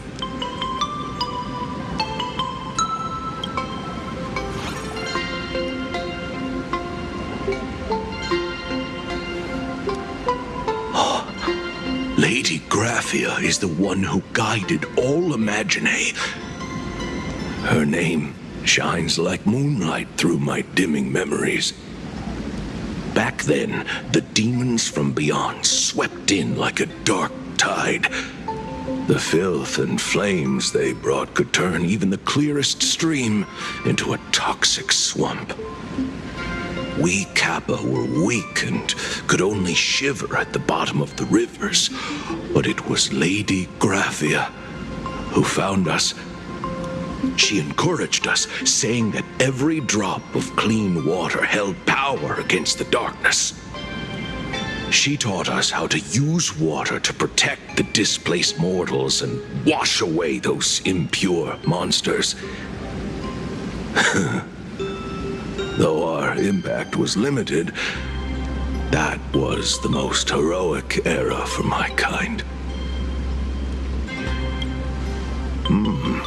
Legend says that when she was a painter, she was a woman of radiant beauty. But in my fading memories, on the battlefield, she was a warrior with flowing red hair and pigment-stained armor. Some say she fought like a demon, but to me, her eyes shone brighter than the smoothest river stone. If you seek clues regarding Lady Graphia, you should visit the mountain behind the hotel. There are atonement statues left by Imaginae there, filled with their prayers. It is also the site of Graphia's former residence. Casper likes to wander around there.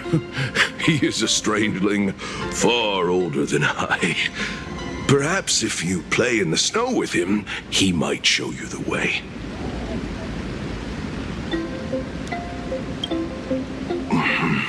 That is all I can tell you.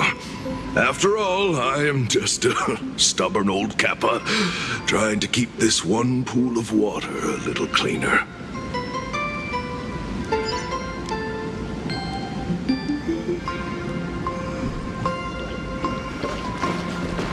I spent my whole life doing art labor.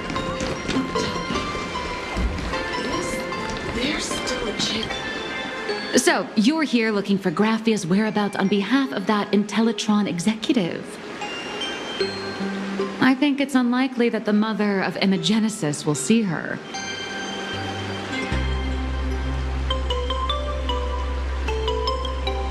If she wanted to see her, it would already have happened. The IPC has practically turned the world and canvas upside down. You know this, right? Over 140 years ago, they brought in hackers from Punklord and did everything they could to blast open the passage between reality and the world and canvas. I think disturbing her world and canvas like that must have upset the mother of Imogenesis. A friend of Graphia's? Just how long has that person been alive? So that friend wanted you to find Graphia, but they didn't tell you how.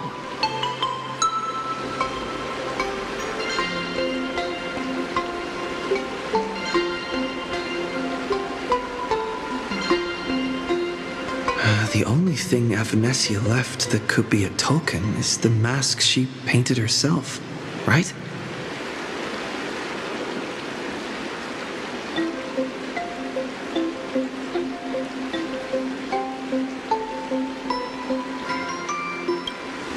Normally, I'd suggest you play that little snow puff ball for info. That good luck with your inquiries line definitely had a subtext. But since you're asking for a bright idea, you must have heard that in a certain corner of the universe, there's a mysterious ritual that can summon historical figures to the present day. The Holy Grail War!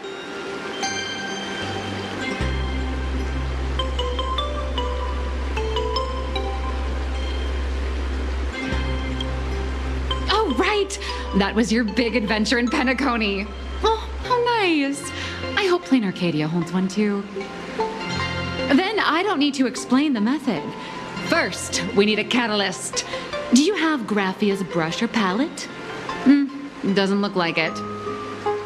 No matter, Miss Cult has got you covered. We use ley line resonance. This hotel is built on Graphia's former home. It still has a connection to her, like that vibrant golden tree.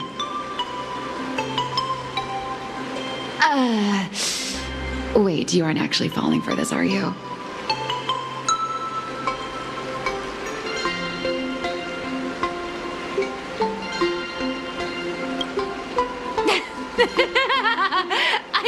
I was just kidding. Sorry. I was just trying to lift the mood. Oh, honestly, I'm a chronic deadline misser who can barely save her own skin. How am I supposed to help you? I've heard enough. Break time is over, Miss Nihilux.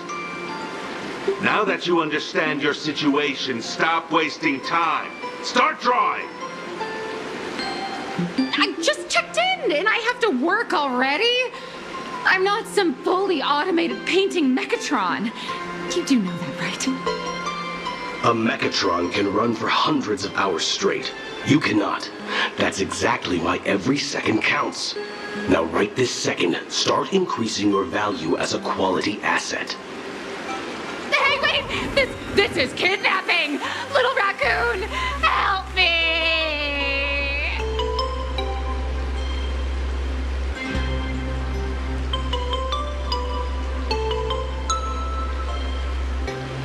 Nihilux has a point. If that Casper guy is a survivor from the Cinderth Age, maybe he really does know something. Anyway, I'll start by asking around here.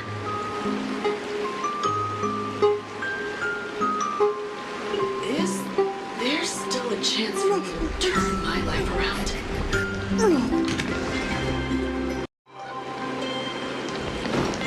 I spent my whole life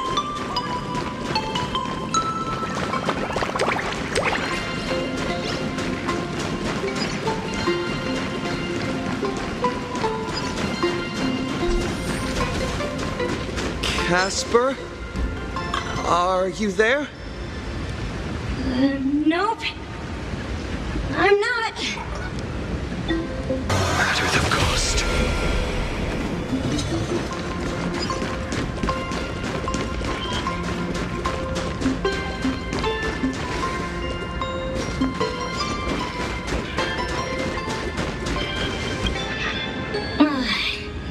found me, current nameless. I knew you'd come to ask about Lady Graphia. But if I try too hard to remember things from such a long, long time ago, my soft, squishy head starts to throb, and then I start melting.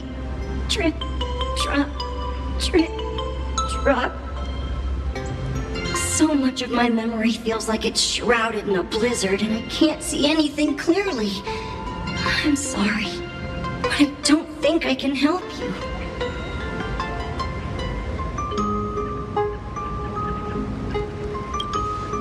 A snowball fight?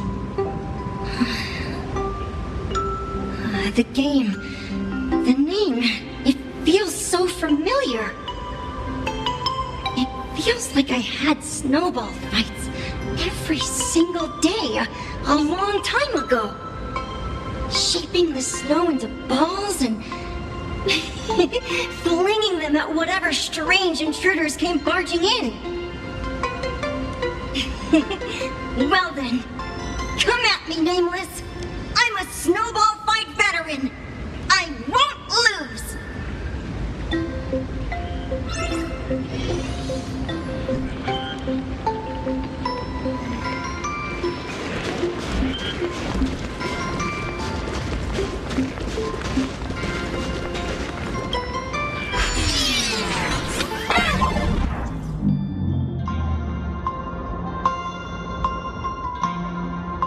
It's snowing!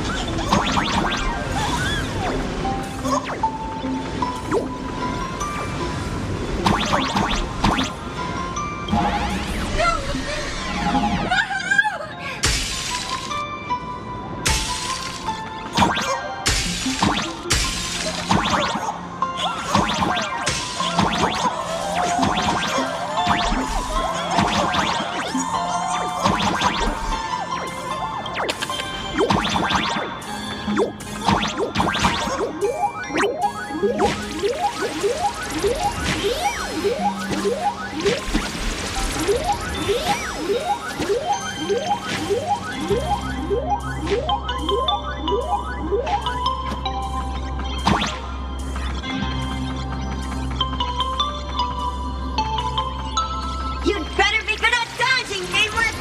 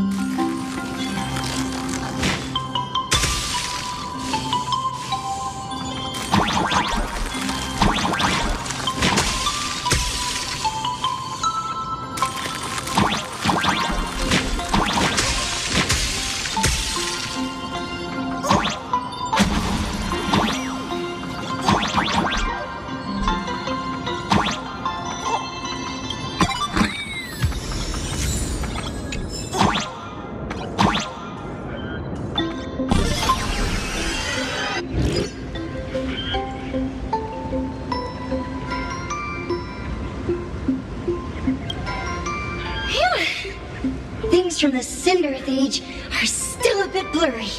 But I definitely met Lady Graphia. I had snowball fights with her.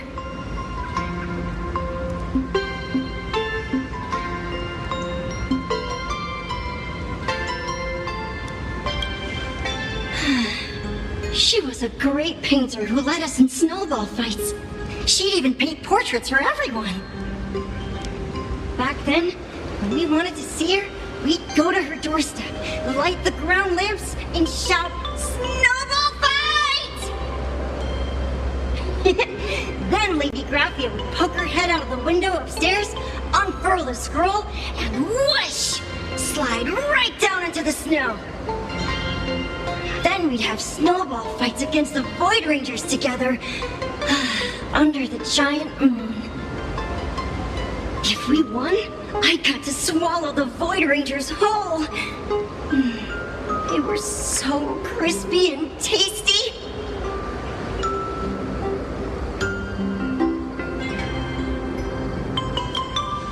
There was someone else. Just thinking about them makes my blood boil. He was a snowball fight master. I remember one time 8 of us teamed up to challenge him. But that guy knocked us all down with his snowballs like it was nothing, all from so far away. 6 of my friends were lying on the ground feeling beat. Losing the game got everyone so down that no one uttered a word. As for me, I think I got hit right in the neck. I saw my own giant body thud onto the ground, and my chin felt ice cold. 8 people in the Phantasmoon games? Perhaps Snowball Fight is a euphemism for the Cinderth Age Wars? So in that round of the Phantasmoon games, Graphia must have fought a terrifyingly powerful opponent. It seems only she and Casper survived the fight.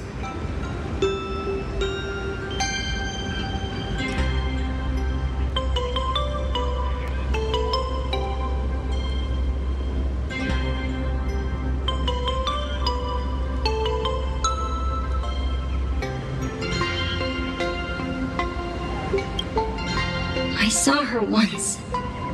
Just once. By then, Ahatopia had already been transported into the canvas. It was so quiet and lonely.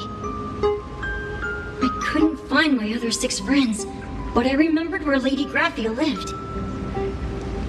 So, I went to her front door again, lit the ground lamps, and shouted, "Snowball fight!"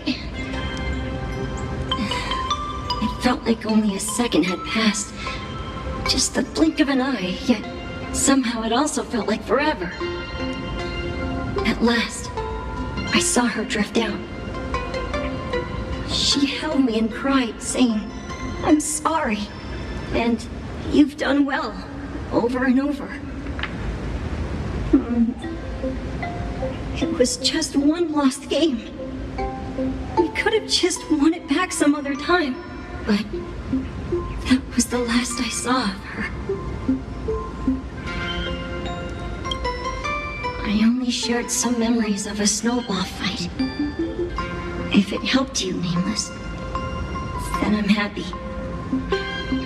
That's about all Casper can remember. If you're still up for fun and games, come find me for another snowball fight sometime.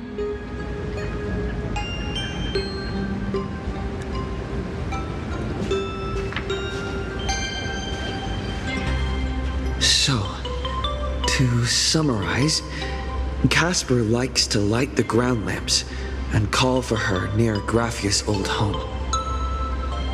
Now, where can I find those ground lamps?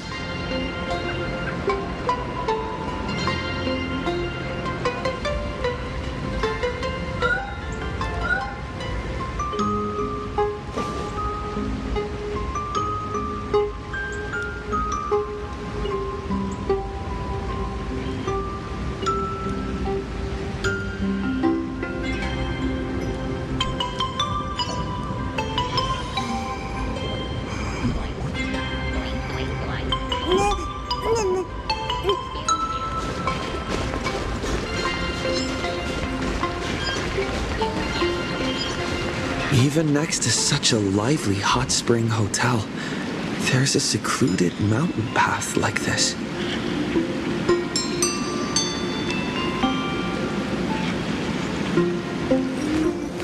I will walk to the end with all your wills, no matter the cost.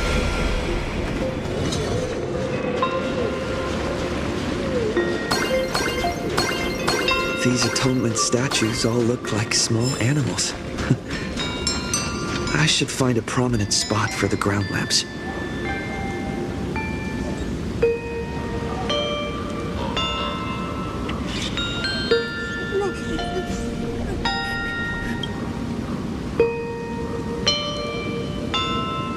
These two little lamps don't look reliable at all.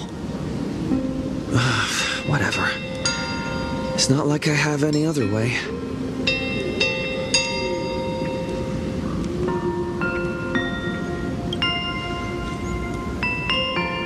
Who dares disturb my 1,000-year slumber? Not only will I refuse to grant you 3 wishes, I shall also lock you in my canvas to suffer in my stead!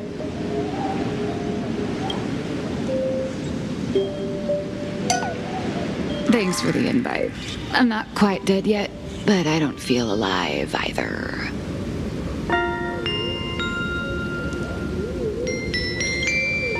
I'm testing the deadline. I snuck out. This mountain path is so quiet and secluded. Ooh, what a great spot for a night stroll, listening to the calming sound of the springs. Who knows? Maybe my inspiration will flow again like these waters.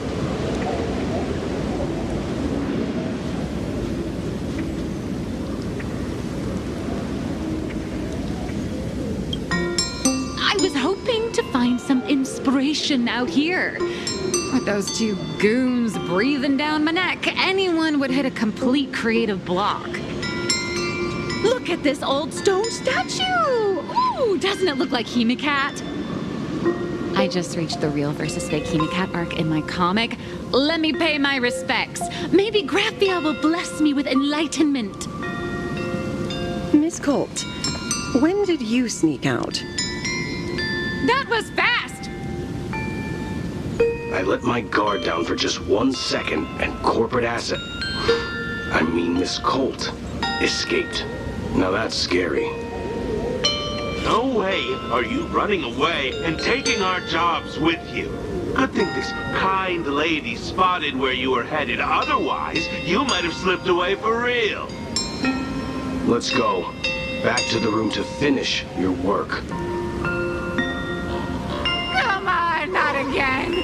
Little raccoon! Help!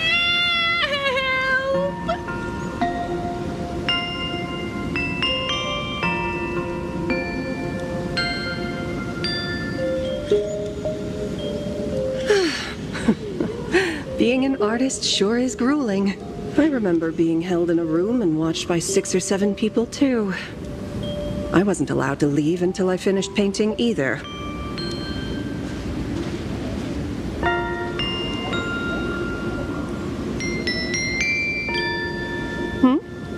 You're asking me?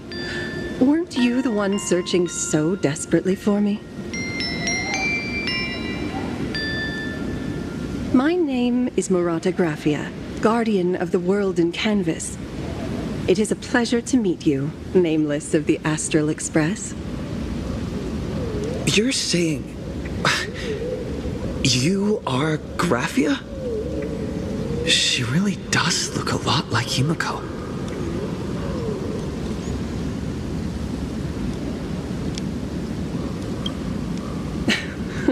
Child, you were the one who lit the ground lamps, were you not? If memory serves, that was the secret signal my old friends used to call for me. I simply answered the call, yet you doubt my identity. How strange. Let me think. I believe I know why you've come to find me. the arbitrator of the Phantasmoon Games, asked you to tell me that our old enemy, the Demon Lord from Beyond, has returned. Am I correct?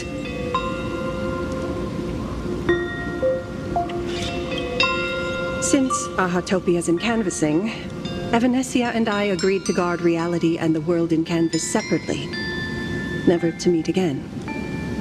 But over the past 1,000 years, I often hoped we might reunite in some way. Who would have thought, when word of her finally reached me again, there'd be no warm greetings, but instead only an impending crisis. You must have many questions.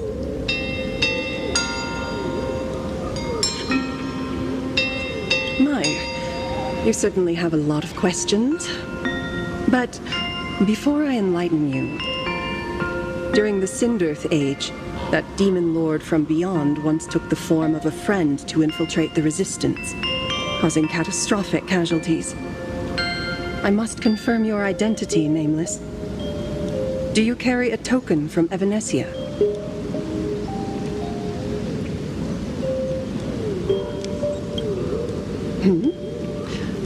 I see you're carrying something that might be proof enough.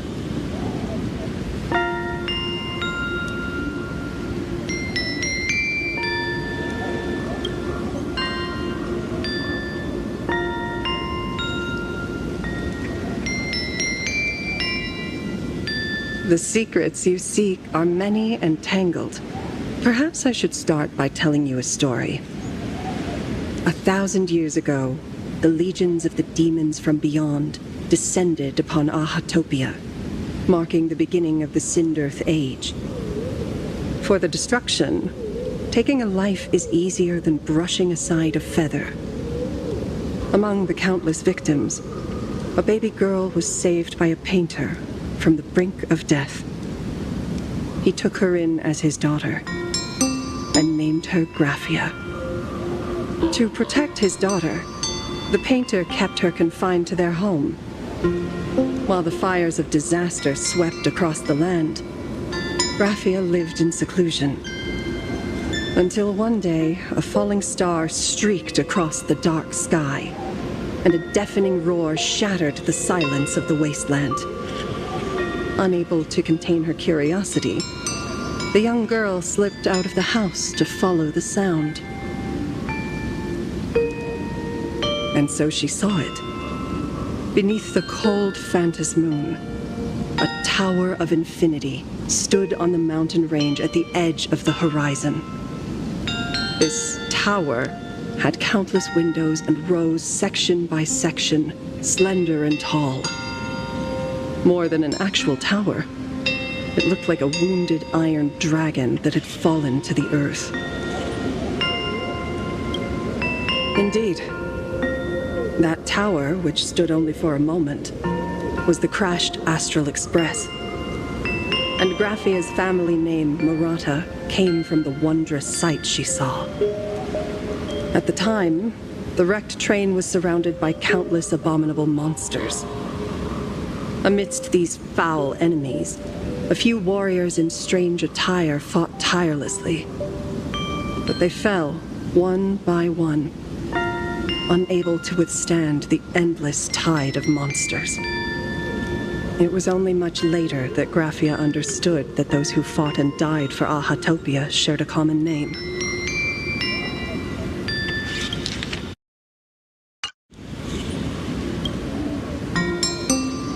The Nameless, who walked the path of the Trailblaze. That was the day that Graphia stepped into the mortal world. Her life as the mother of Imogenesis began. In a long, drawn-out war, fought at a severe disadvantage. She was forced to seek the aid of the Phantasmoon Games, attempting to use the mighty power of an Aeonic ritual to lock the terrifying demon lord from beyond within a limited battlefield. This was also the first time in the history of the Phantasmoon Games that the 8 supplicants joined forces to confront a powerful enemy from beyond, the Lord Ravager, Asat Pramad.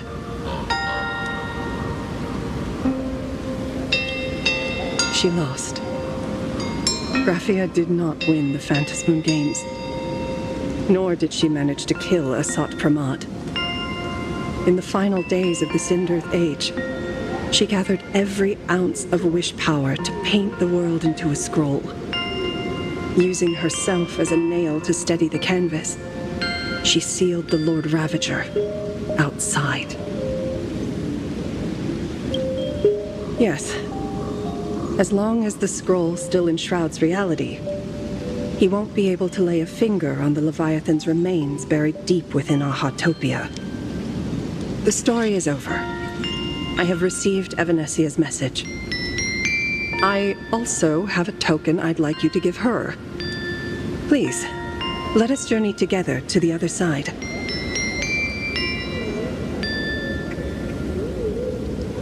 So, are we leaving right now?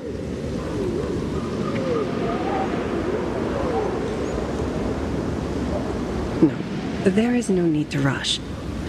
You have a friend here who is lingering with a heart full of farewells.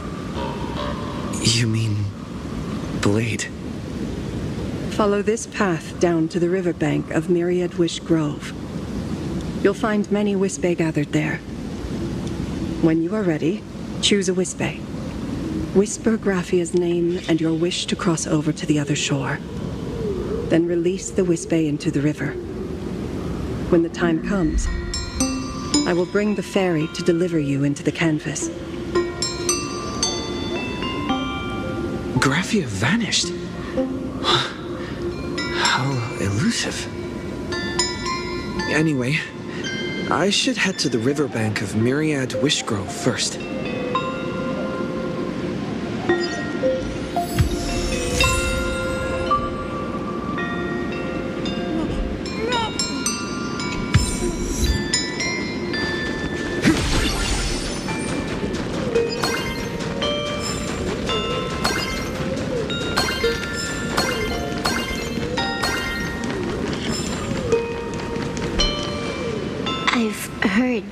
In the same forest, giant trees will fight each other for nutrients. How about this? We just feed Shuhu to that tree in the courtyard. It would save us a long trip. Say something. Didn't know you were a forestry expert. I'm not joking. I'm serious. If the Elwood absorbed another emanator of abundance, it would likely bring about an even greater catastrophe. Right now, there is no other option besides the Veracity Husk. If the abundance grows too strong, the Ambrosial Arbor loses control, and the Arcadia is doomed. If the abundance is too weak, the husk spirals out of control, and the Arcadia is doomed just the same. It's called an Arcadia, but the whole thing is built on a razor's edge. Does that mean the essence of the elation is just dark humor? You're afraid. I'm not. I respect your choice.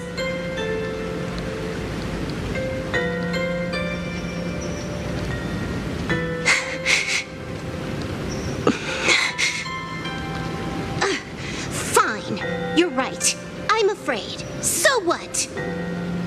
You don't think I know what that Xianzhou person meant? 1 in 10 chance? There is no chance at all. Listen, I just can't stand by and watch one of my kin sacrifice himself. Kin? What else? Friend? Colleague? Playmate? The guy who carries my bags when we go shopping? I suppose all of those fit. Fit? How? Sometimes I can't tell if you're actually dumb or just playing dumb. I hear you. Just assume it's the former. Simpler that way. My mind is made up. You should understand. Misplaced emotions will only cause the mission to fail. You really are just plain dumb. To be honest, I'm the same way. If I could see Firefly cured of her illness, Kafka finally finding the heart she's looking for, and that guy reclaiming his future, then I'd be willing to pick up that level 999 cartridge too, even if it means becoming nothing but a shadow of the Dark Zone. Don't. At the TV tower, you already severely overspent your time. Don't touch that thing again. Besides, why are you telling me this? You should tell them yourself.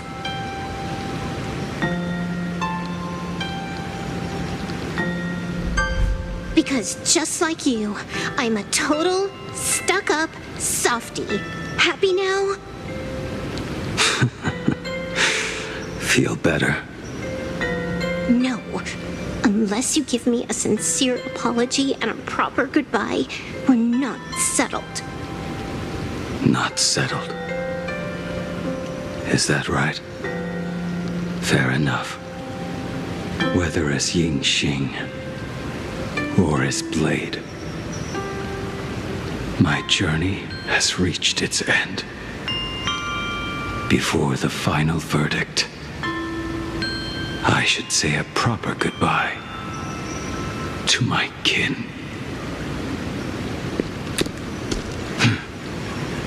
Who's there?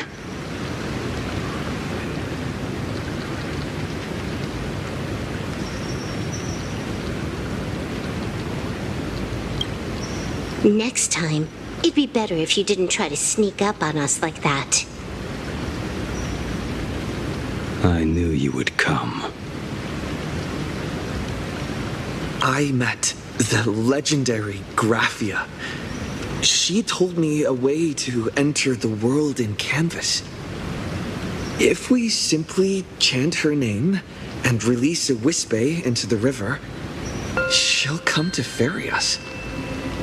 A legend from 1,000 years ago. And she's actually still alive? It really makes sense. After all, you two are practically the same age. Knowing that gives me a bit more hope that you can actually make it back. Then let's begin.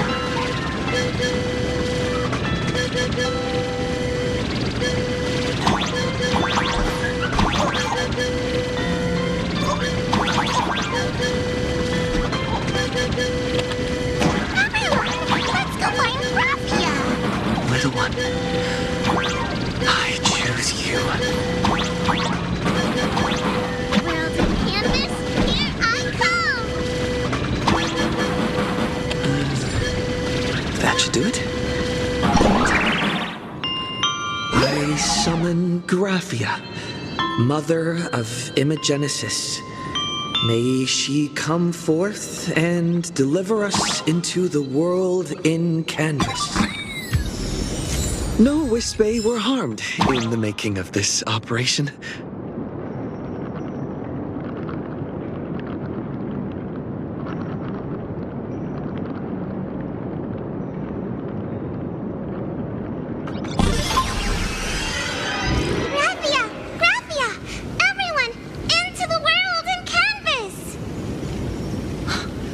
How odd. This time, the visitors actually know of my existence.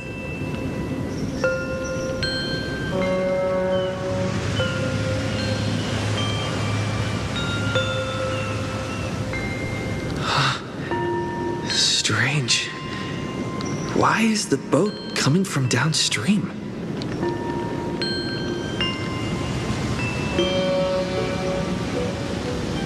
I heard your call, and have come by boat to guide you across. Greetings, travelers who seek to leave the mortal world behind. It is a pleasure to meet you. Oh? Not an Imagine, but someone here to settle the past and family members seeing them off? I guess so. The power of abundance. What a nostalgic scent. There is something terrifying slumbering within you. I've heard that something lies at the end of the world in canvas with the power to suppress it. Will you show us the way? Huh. I see. You are better informed than I thought. I understand. Time is of the essence. Please, step aboard.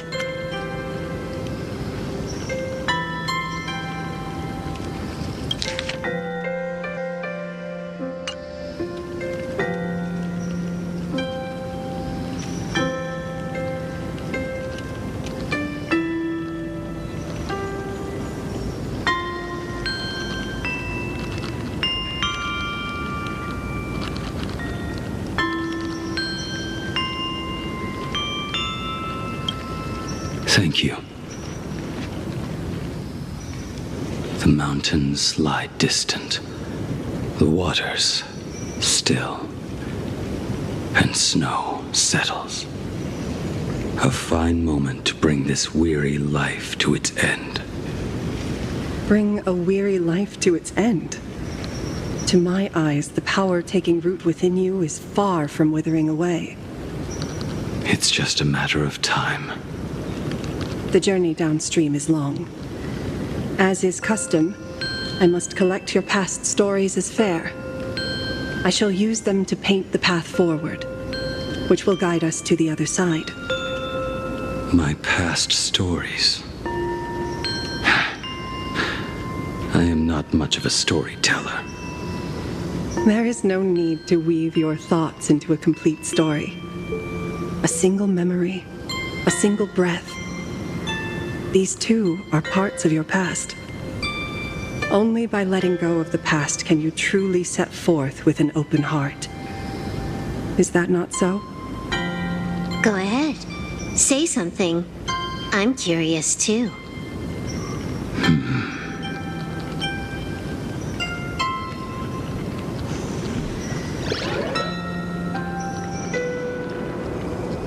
Then, I shall begin with that lone island of Insumosu. It was a desolate wasteland, untouched and forgotten. Desolate, cold, the perfect place to lay the dead to rest. I planted rusted, broken blades in the wasteland as a mark of my departure. Little did I know that even after joining the Stellaron Hunters, I would find myself returning there time and again, bringing along a few new swords with me. Their owners, some of them sought my life, only to fall by my hand. Others simply wished to see me one last time, as their own lives flickered out. I was once a craftsman, and those swords, they were all my own creations. I erased those wordless monuments for my old friends, one by one, until they became a forest of broken blades. And what about me and my sword? When will it finally join them in that forest? I will follow your words with my brush and paint the ideal end.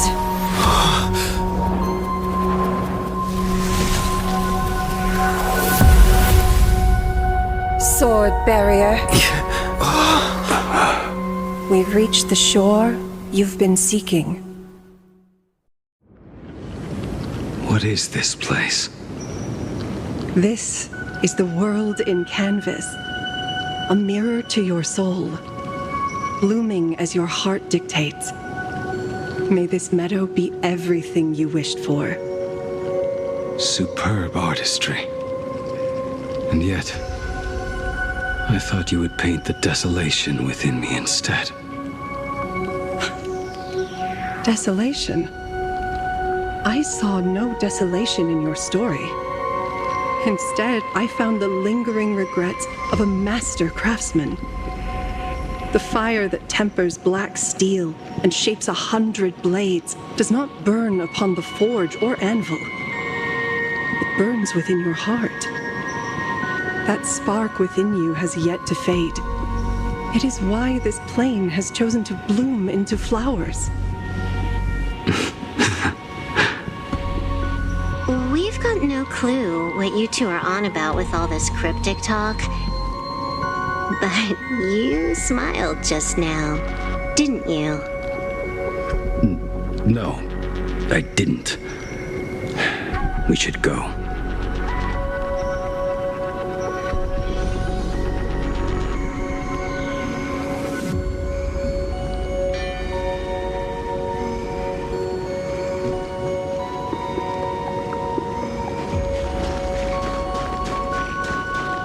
Finally smiled. I'm actually the one who can't even smile. This sucks.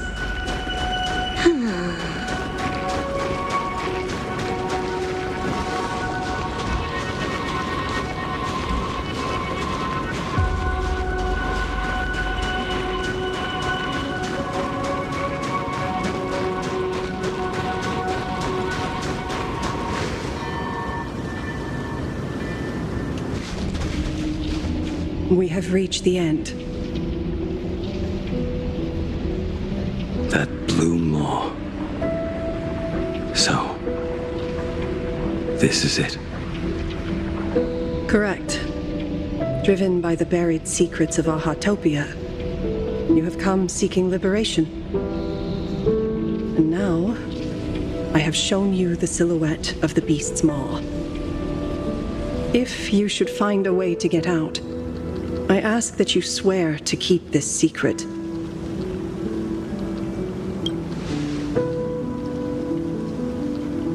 I will keep the secret. That blue maw, can it truly consume the abundance? Only a beast of insatiable hunger can end a plague of eternal growth. I have stood watch in this realm for a millennium, beholding the eternal conflict where the veracity and the abundance remain locked in strife. Oh, undying soul, the fate that awaits within those depths lies far beyond the reach of our conjecture. Perhaps you will vanish into nothingness in a mere heartbeat, or perhaps you will endure a millennium of gnawing, constantly regenerating only to suffer once more, with liberation remaining an elusive dream. Beneath that calm of yours, I can feel an old friend lingering. Agony. This is the price I must bear for becoming one with the canvas. You're telling me if he leaps, he has to stay down there and be torn apart for ages? I'm not okay with this. Yao Guang never said anything about this when we went over the plan. I have lived for nearly a millennium. I stopped wishing for a swift end a long time ago. If the Leviathan does not consume me utterly, then I am still alive. And until that moment comes, I will pin Shu-Hu to the anvil and swing my hammer once, twice, and again, and again.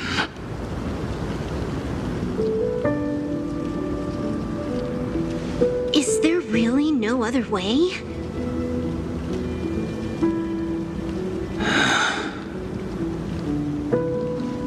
Silverwolf, I was never one for sentiment. I'll only say this. In my past life as a smith, I made it a point to forge something for those friends I found tolerable. But ever since I joined the Stellaron Hunters... Oh, right, I get it. You want me to go back and take apart that box Kafka uses as a footrest, right? You already took it apart? A long time ago. Quite a few treasures in there. A master-crafted blade, a game controller, and a portable reactor. That's the armor core, reforged from the remains of the Glamoth Queen. Oh, and a cat-scratching post. When did you find out about these items? You? You mean we. We all found out. Think you hit it that well? Please, give me a break. We're a pro team, you know.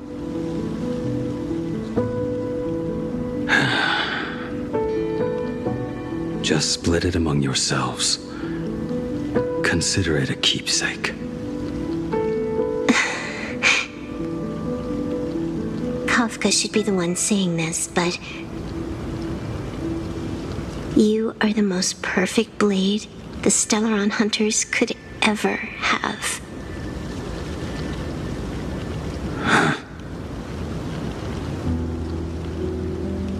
Just a broken blade.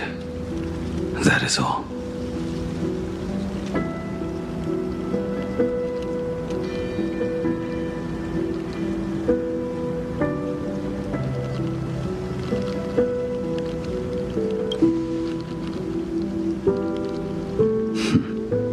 You talk too much.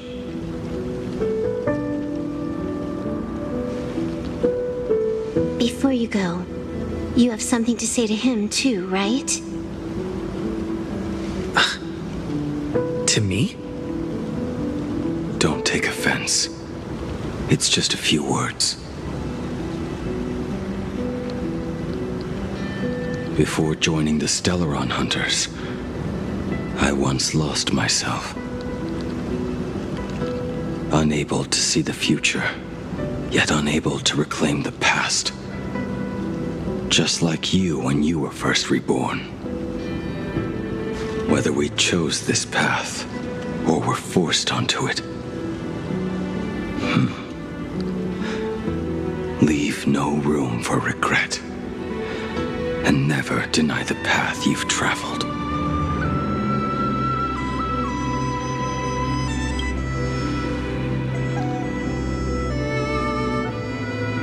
We use the script to interfere with the future. But some things, once spoken aloud before their time arrives, will never come to pass. So, I must head into this unscripted path alone, to witness that final, solitary truth for myself.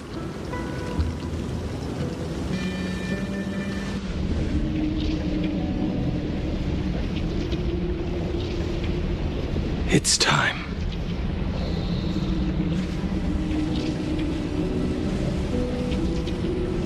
Do you still remember that passphrase?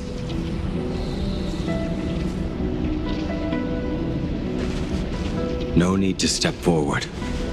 Just recite it in your head. 3 of a kind. 2 pair. Ace. Go.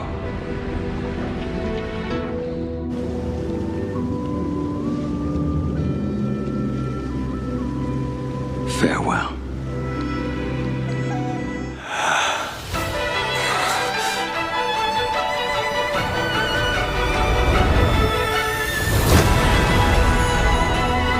Let everything end.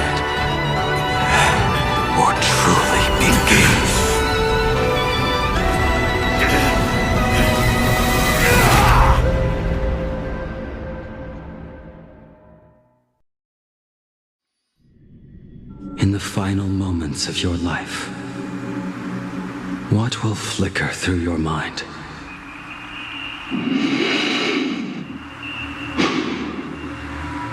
The devouring. Has it begun? How much time has passed?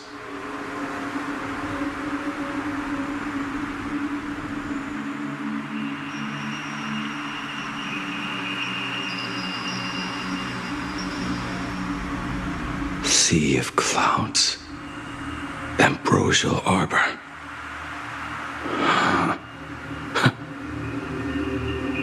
To think that with death so close, this is the scenery my dreams would conjure.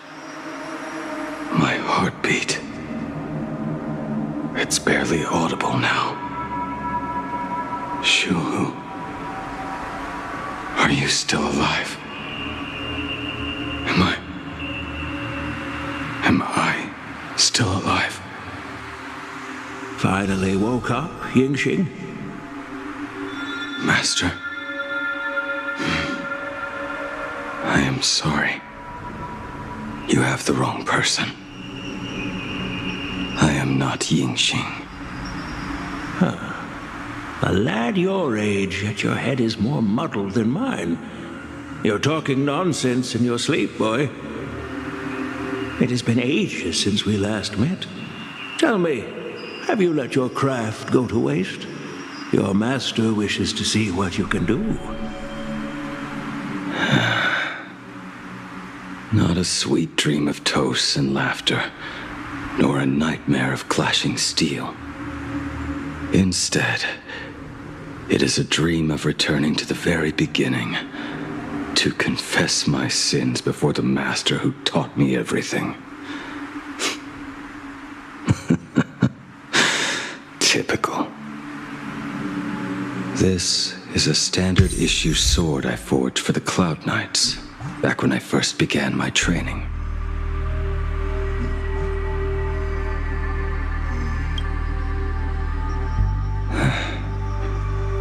Looking at it now, it is a crude piece of work.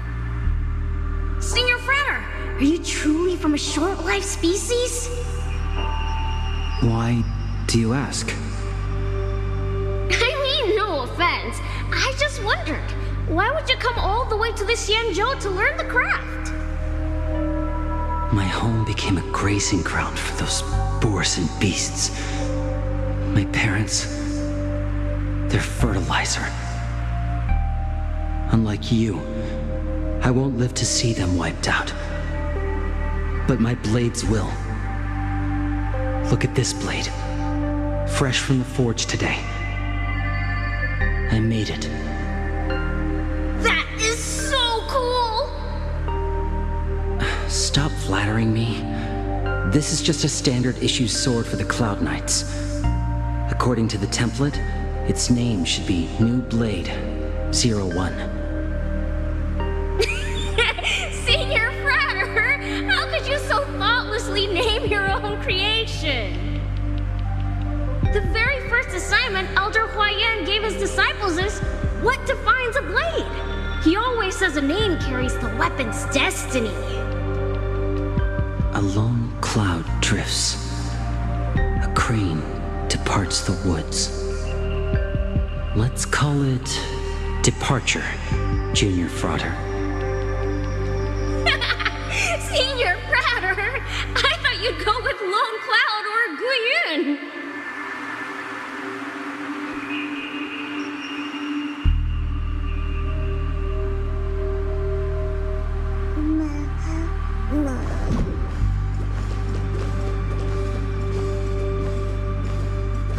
Bai Hung, and that bow I forged for her.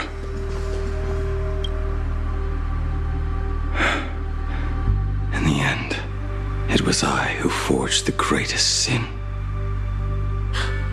For me? Thank you. I told you, didn't I? As long as you set your heart on what you love, nothing can stop you. Hey, did you give this bow a name? I named this bow Lure after a mythical steed from the primeval Imperium.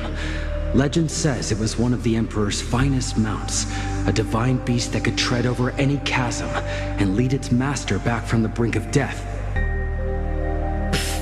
How did you get so off track?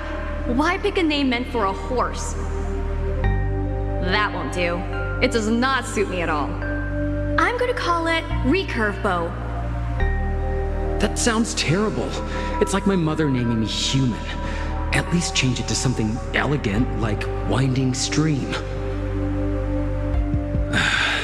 Fine. Have it your way. Look at you! Skilled with both the pen and the sword. You really should not be trapped in this flame wheel forge for the rest of your life. Hey, perfect timing! I have a few friends getting together on the Lethe. Want to come along? Staying in a single place your whole life. That won't do.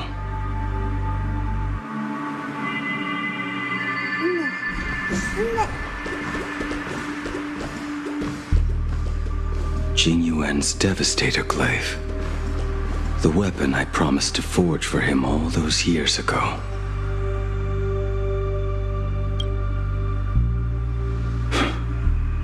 Old friends have drifted across the stars, but he remains.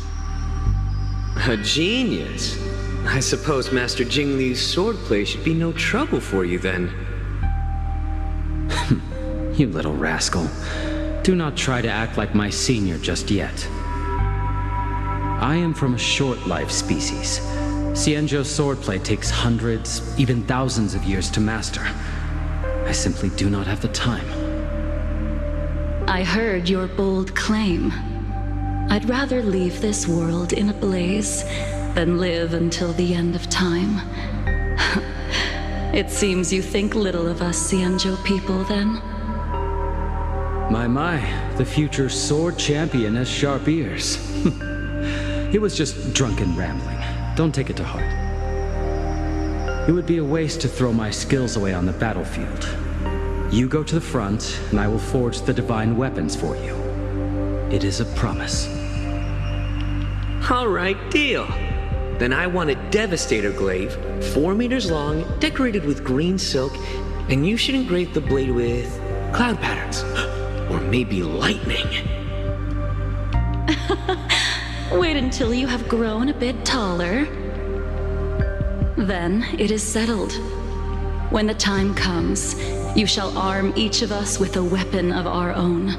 Let us face the fires of war in your place, and handle all that tedious business on your behalf.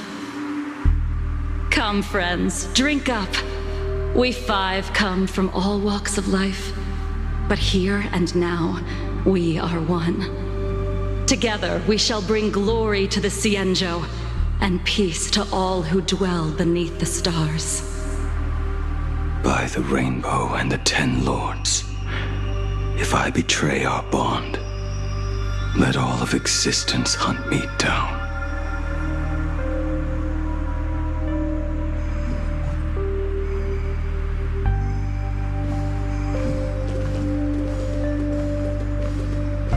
The prosthetic arm and sword staff from Mr. La Mancha were works created by my master and me. He came to visit me even after I was cast into the shackling prison. Yingqing. No. Yingqing. How did you end up like this? The shadow has tasted the flesh of abundance within you.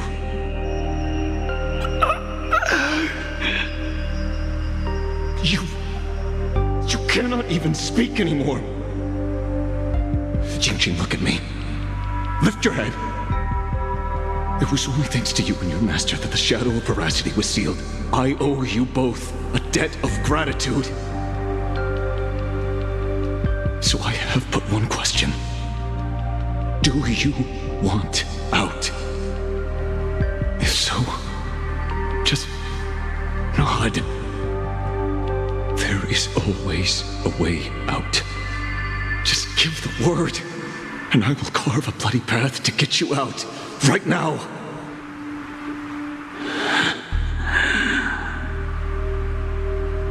There is no need.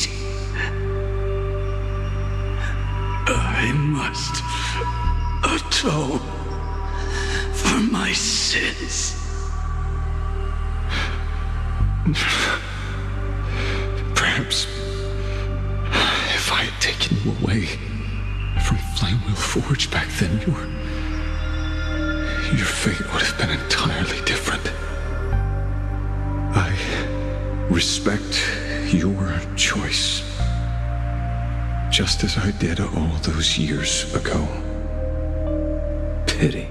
So much in this world does not go as we wish.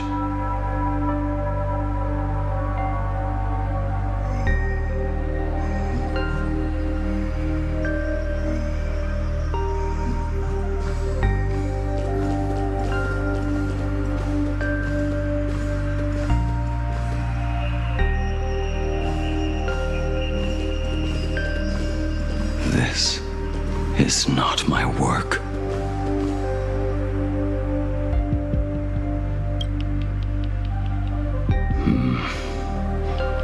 This was where my life as Blade began. So you're Blade. You sound like quite the expert on swords. Oh, good timing. What do you make of the sword she's carrying? The blade itself is fine, but the technique is wrong. Swordsmanship is no song and dance. Power starts at the feet. Only when the eyes and mind follow through will the strike land. My, oh my, Bladey. You really are the ultimate blade critic. Since you have so much to say, Master, why not forge a legendary blade for each of us? I put down the hammer a long time ago. My hands cannot do what my mind wants anymore. Fighting with a weapon that does not suit you is just a quicker way to die. From now on, if a sword is needed, let it be mine. This shell of mine is the only blade there is.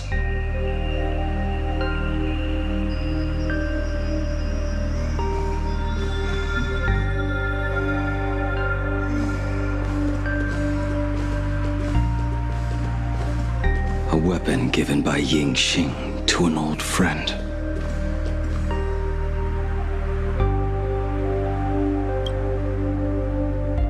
But we are no longer who we once were to each other. Who I am does not matter. What matters is, do you remember this weapon?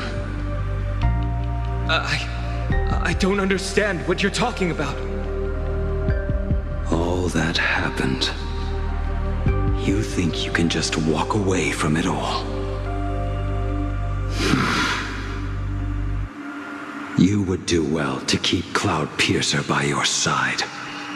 Or, next time we meet, I will be the end of you. What a pity. In the end, we still cast our weapons aside.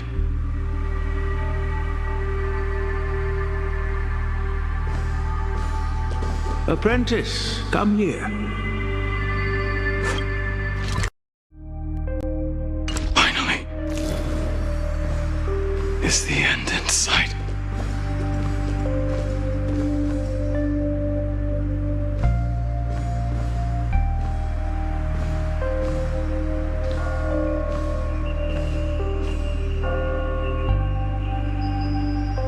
I am here, Master. Good. I have waited a long time for you. You have seen every blade I have forged in this life. Fine work. Somewhat flawed, perhaps, but their edge is undeniable. The marks of a true master. Gazing upon the weapons I forged in days past, I can only feel a surge of endless regret. The hammer falls and cannot be undone, yet I have spent my life taking one wrong step after another. I betrayed my friends and broke my oaths. Even with these divine blades, I failed to protect those I held dear. My hands are stained with blood. I loathe the reflection it casts back from my blade. But what weighs heaviest on my soul is the debt I owe you, Master. In this life, I fear I will never have the chance to repay it.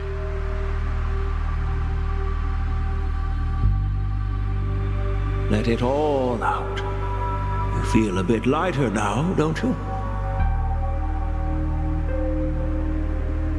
But isn't there one last piece you've yet to show me?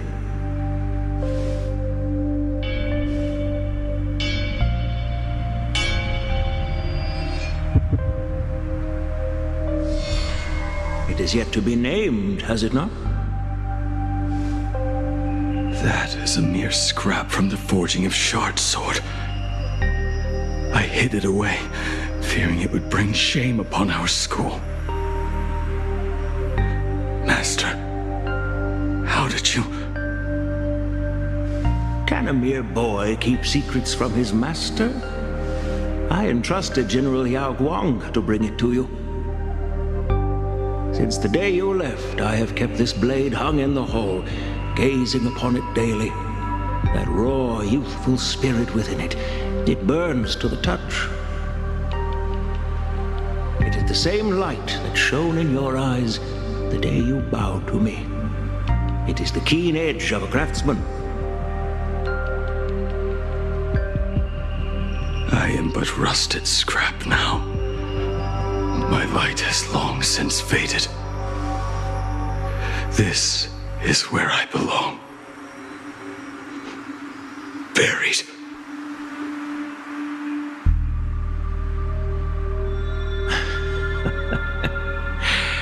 Crushed ore, old materials, rusted iron.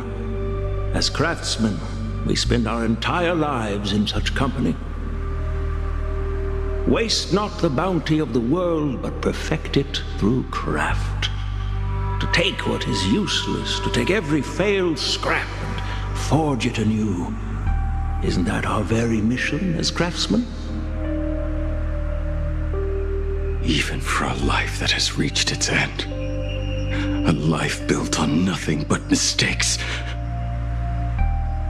As it is with the work of a craftsman, so it must be with the life of a craftsman.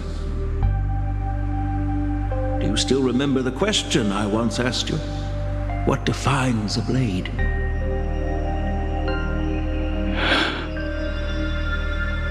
The answer already lies within you.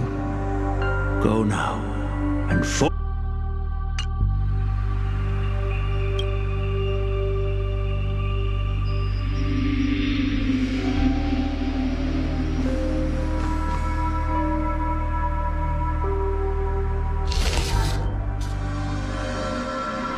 Forge it anew. Interesting. Now I wish more than anything that I could just live a bit longer. Ying Chi himself said that back when he was nearing his end. Shoo-hoo. You fought me all this time and leapt into the Leviathan's maw. Nothing more than a bit to drag me down with you. Truly. For so long as a single soul in this vast world prays for abundance, I shall return to bestow my grace. And now, I have come in answer to your prayer. Within the Leviathan Once more, I shall grant you 1,000 years of agony, as your flesh will be remade, only to be devoured again and again. You shall find no release. Is this not exactly what you call forge it anew? Poor child. You and the Cienjo citizens are always so short-sighted. Trapped in this waking dream called life, you cling to what is gone and tremble at the thought of being forgotten. Yet when I come to carve through your flesh and awaken your minds, you spurn my beautiful gift. You were once a master craftsman. You should know best about the beauty of shaping. I can grant you the power of reshaping life and death, bringing those you loved and lost back to life. Let your friends return to this world again and again, giving you the chance to right every single wrong. Righting wrongs. You mean by carving out more walking husks like me? Things that crave an end they can never reach? That is but a fleeting pang, a necessary tempering on the path to eternity. If you persist in spurning this gift, this law shall become your prison for all time. Your body will churn for millennia, caught between being digested and reborn. Every inch of your flesh will remember the agony of being ground to pulp, until your very will dissolves into nothing, leaving only a hollow husk that can cry out my name. Are you done talking? Do you truly believe that I am the only prisoner here, Shuhu? You are the one bound most tightly by your chains. For so long as a single soul in this vast world prays for abundance, I shall return to bestow my grace. You are nothing but an echo of them, a slave trapped within your mission of compassion. You mock our obsessions. You are Yao Shu's most pathetic prisoner. Are you trying to provoke me? No. I am pronouncing your sentence. I never dove into this abyss for the sake of a mutual end. I came for forging. As long as you cling to life, you must keep reshaping this body to fight back the gnawing from the veracity. And that struggle is exactly what I want. Let the maw of this eon husk be the furnace. Let our undying flesh be the iron. And let death, 1,000 times over, be the hammer. Right here, I shall forge and recast you again and again. Not to destroy you, but to create a cage that can hold you prisoner for all eternity. And the thorns of this cage shall forever be aimed at that savior who branded you with your mission. Yao Shu. Are you ready? To turn your vengeance against your god.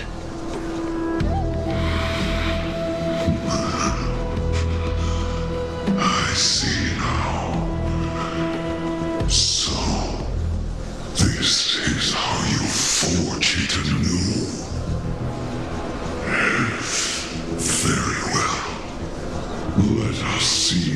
this duel between the condemned unfolds.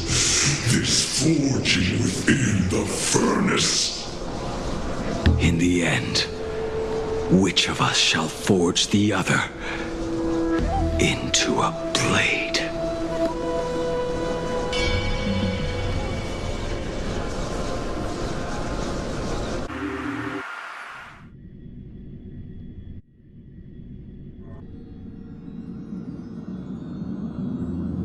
When reunited with family after a 15-year separation, 22% of organic life forms will weep and embrace, whereas 59% will exhibit indifference or outright rejection. Yet, choosing to conduct a covert investigation instead is entirely unheard of. You harbor suspicions regarding Mr. Ryusuke. Why is that, Miss Himiko? Before Star Rail Fest began, I stopped by his office to look for the family's records on the Phantom Moon games. Out of concern, or perhaps curiosity, I leafed through his portfolio. The artwork was magnificent, with each piece serving as a microcosm of a different planet. That was when it suddenly dawned on me. 5 of the worlds he captured in these paintings are now gone, lost to the fires of war waged by the Antimatter Legion.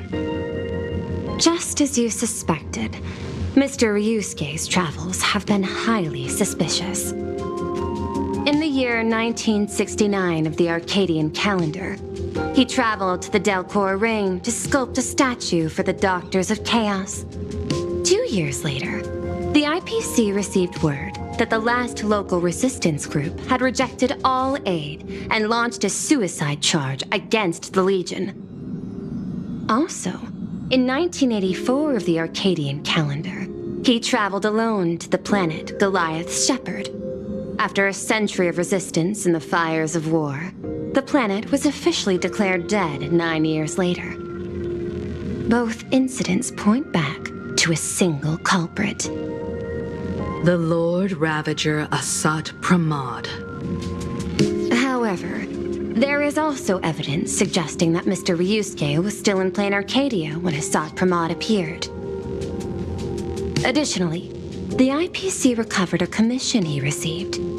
It read, "Please carve a trace of our lasting glory, just before the world meets its destruction." He accepted the commission, even though he knew the Legion had surrounded the planet? Legends of the Graphia clan abound within Plain Arcadia. To this day, many believe the Weathering Curse is a scar seared into your very bloodline from Graphia's struggle against the Legion. Conjecture.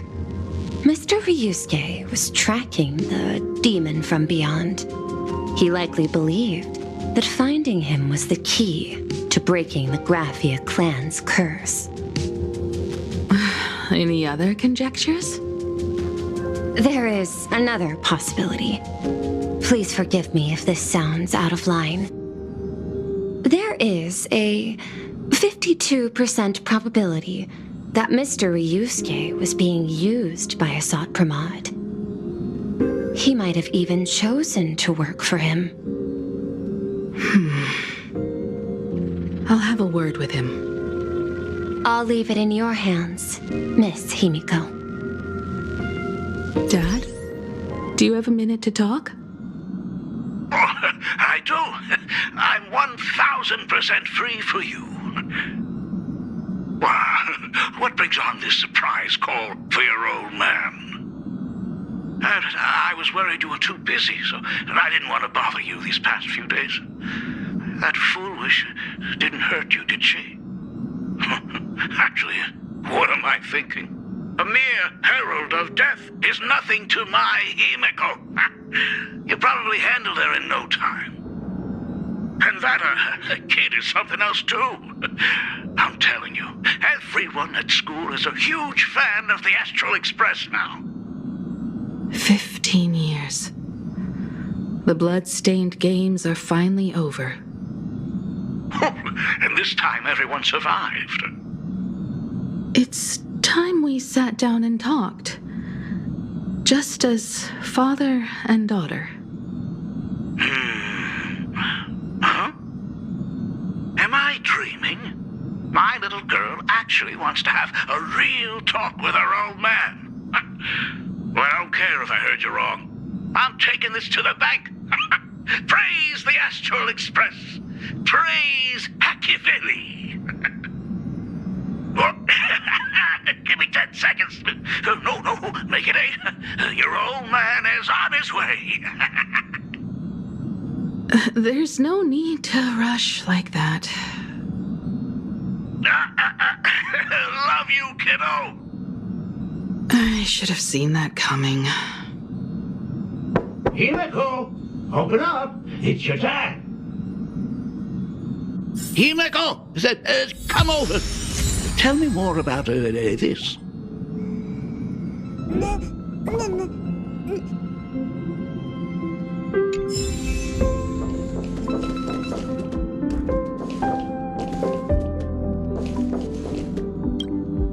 I originally planned for us to meet at the school, but since you're already here, let me show you around the Express. Oh, I would love that. I was in such a rush last time. I really want to get a good look at the place where you spent the last 15 years. Who could have imagined it? The thing that connects this nearly infinite universe is not some distant godlike sheephead, but a single express. I have met many artists who dreamed of boarding the Express just to get a closer look at the legacy of trailblazing. So I am curious, how will the great artist Ryusuke evaluate it? Me? Well, I'll give it my all. I was only joking. There's no need to be so serious. There's actually so much interesting stuff on this express.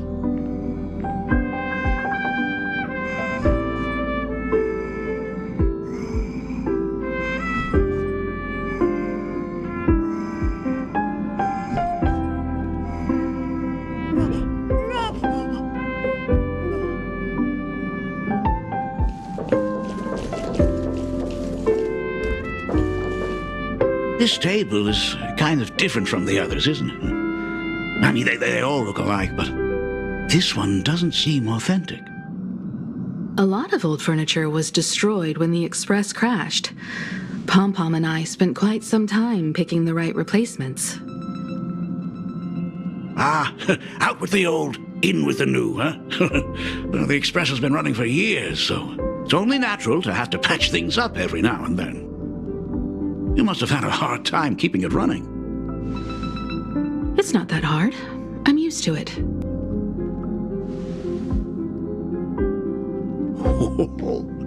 Just as I thought. The Astral Express looks amazing inside.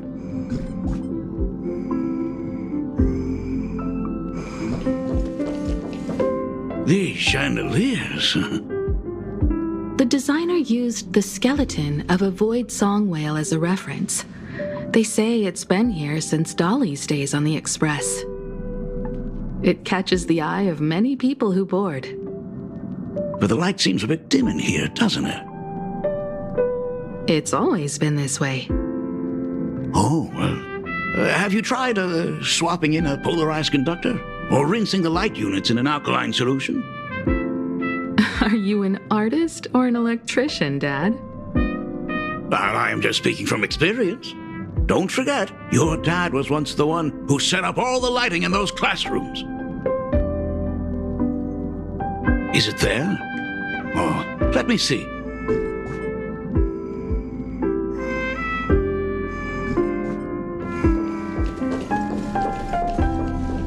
It's bigger on the inside.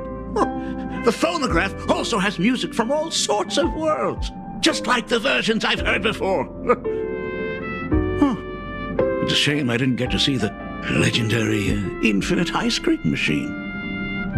Dad, you actually believe something like that exists? I thought only kids would fall for it. A long time ago, such a thing did exist on the Express. When the Express passed the desert planet Talon, Granholm left the machine there. Now, it has become a popsicle planet.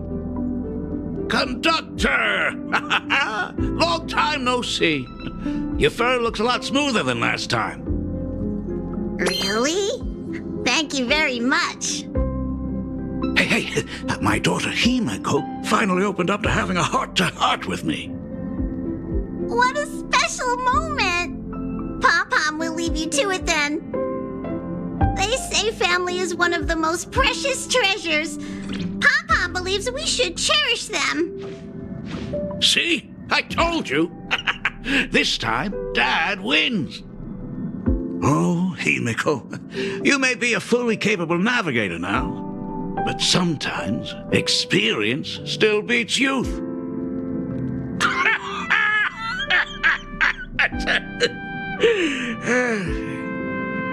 Aren't you tired of talking non-stop? Are you actually worried about me? I am so touched. Perfect. I'll make you some coffee. Huh? Well, might as well swing by the meeting car to say hi to that, Intellitron buddy.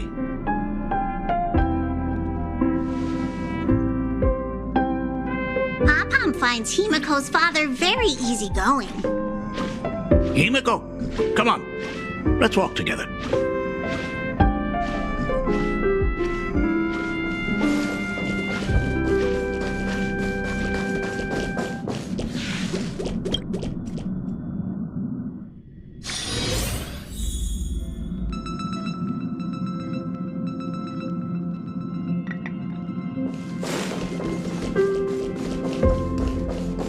Intellitron, buddy!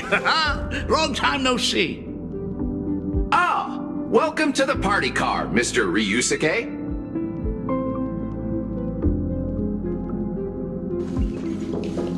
Rumor has it that the drinks in the World's End Tavern are all brewed from jokes. Since we are in plain Arcadia, any single joke before a drink would be second to none. Since there is only a single joke, it is quite literally second to none. Mr. Ryusuke, the tension detected in your micro-expressions has increased by 33% since our last encounter. Oh, nonsense. Himeko is brewing up a cup of coffee just for me. Is there anything in the world more wonderful than that? A cup of hot coffee right before the end. This must be what they mean by life is short and bitter. Huh. Well, now I see why they call you Shush. Well, since I'm still among the living, let me tell you a joke for a change. A long time ago, there was a truly terrible nameless. They snuck aboard as a passenger, seeking a certain answer. Now, one day, they ordered a drink from a service robot on the Express and told it a joke. A long time ago, there was a truly terrible nameless. They snuck aboard as a passenger, seeking a certain answer. I have retrieved the same joke from the archived logs. It is indexed under the title, An Unfunny Joke. But did you know, the first time the robot heard that joke, it laughed with pure joy. Don't go filling Shush with nonsense. Its database is already enough of a mess. Dad, here's your coffee. This cup is huge. Himeko, tell me, are you still holding a grudge against me? What are you talking about? Now drink up while it's still hot. Analyzing components. Results show coffee concentrate, Heldoran butterfly scales, a species of fish from a gas giant, trace amounts of iron particles, and various other unknown substances. Mr. Shush, you must be exhausted after telling all those cool jokes. How about a nice hot cup of coffee to warm you up, huh? My inspiration circuit is vibrating. My radar indicates that the conductor requires my immediate assistance. Good luck, Mr. Ryusuke.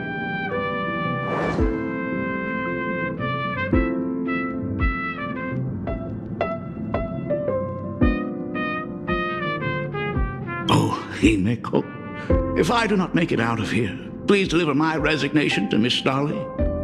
Tell her I will not be coming in tomorrow, which is really no different from any other day.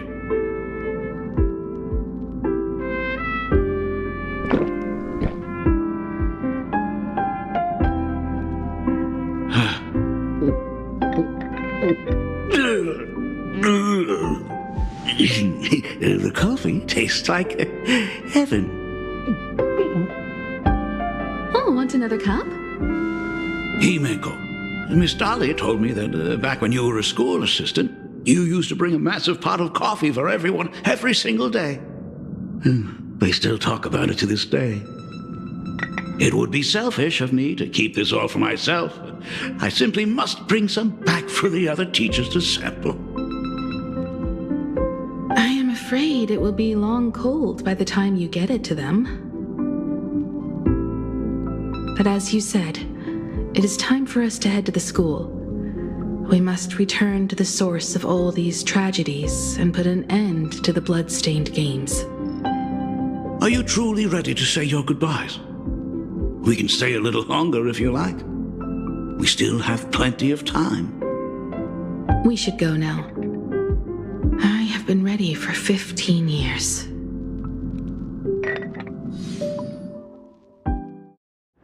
It has been 15 years. Those ghosts have been repeating their final day over and over, trapped inside the classroom you imaginated. Even if they are merely shadows of the past, they deserve to be set free. Oh, you're right. Let us use one final goodbye to close the chapter on the Herald of Death incident.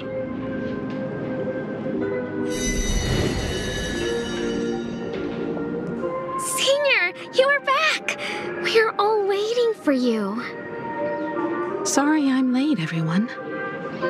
It's okay. Thank you so much for coming. Himeko, we don't have enough time for the lobby. Could you please use your amazing imagenesis skills to decorate the stage for us? I am begging you. Mia, stop bothering Himeko all the time. If you and the others hadn't slacked off on the rooftop, we wouldn't be in this mess right now. But the school anniversary is tomorrow. If I do not get this done, Ms. Dolly is going to skin me alive. You should start by tidying up those ribbons. Once we are finished with the classroom, we will all come and give you a hand. Hey, careful. You always boss me around. Wait, did you hear that? It's him. He's back again. Everyone, hide! Don't let them find us! Run, Senior! The Herald of Death is back! Don't be afraid, Belle. I'm here. No more running away. We don't have to face any Herald of Death anymore. Really? When have I ever led you astray? Look, even the Dean has arrived. Let us run through the anniversary program one last time. Right now? But we still have so much left to do. The decorations are nowhere near finished. Oh, it is all right. We have plenty of time. This sunset will linger for a very long while. Just long enough for us to finish our celebration. I hereby declare that the Graphia Academy anniversary and the graduation ceremony of 1984 has officially begun. Since the other grades are not with us today, we shall keep the proceedings simple. According to our school motto, every student must truly understand their purpose before they depart from these grounds. Students, have you all discovered who you wish to become? Why so serious? It's only a rehearsal. Well, in that case, I'm going to be an artist. And not just any artist. I will be even better than you, Senior. I plan to study at the Intelligentsia Guild. I want to learn how to create even more interesting imaginae. I want to study cinematography and become a director. I want to capture every single moment of happiness in the Arcadia. I hope that in 10 or even 20 years, you will all still hold these dreams close to your hearts. And now, please welcome our distinguished graduate representative, Himeko, to the stage to offer her final blessing to the graduating class. Our senior is doing this? That doesn't happen a lot. Himeko? Are you nervous? Relax. Give us a smile. I do not know what to say on an occasion like this. All I know is that this is a comfort the living leave for themselves. But take that step forward. Go and embrace tomorrow. Become someone that the person you are today would be proud of. Congratulations to the class of 1984. Senior, don't miss us too much. Himeko, see you around. Himeko, what's with the sad face? It's not like we'll never see each other again. Farewell. Belle, Full Wish, Mia. Safe travels, everyone.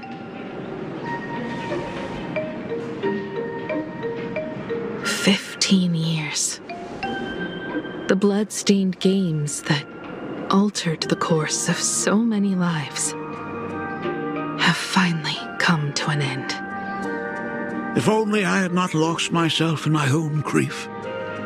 If only I had looked after that child properly. Perhaps everything would have been different. It was not only the herald of death that pushed her towards that abyss. Full Wish said that it took Plain Arcadia 15 whole years to kill her. Will this world ever get better, Dad? I don't know, but I'm willing to believe in it. Dad, all these years, just what have you been doing? Is that concern I hear in your voice? If you say so. After the blood-stained games, I traveled to many different worlds. Every time I set foot on a new planet, my thoughts always returned to you. Until one day, I happened to see news about the Astral Express. The person on that screen was so different from the daughter in my memories. I was afraid, to be sure. I did not want to disturb the life you had found. As long as I never saw you in person, I could keep telling myself that lie. My daughter had fulfilled her dreams to soar among the stars. Von Walk? Owenly? New Londinium? Step by step, I made my way into the very bedtime stories you used to tell me. Were they beautiful? In this vast universe, nothing holds more beauty than the lands en route, yet to be reached. You may have been a poor excuse for a father, but even so, thank you for setting me on this trailblazing path. Same here. Thank you for fighting so hard to be here alive. It's still early, huh? Let's have a walk around the campus. I have something very important to tell you. But it can wait. Something very important? No. Give me just a moment to gather my thoughts.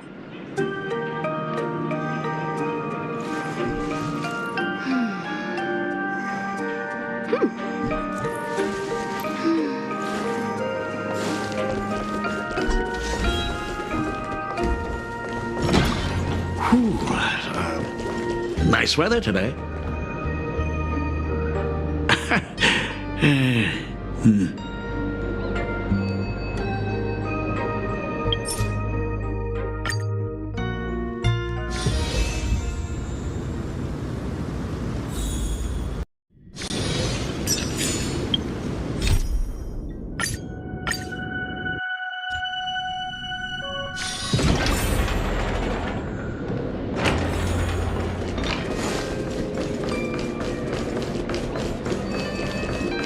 Let's go downstairs.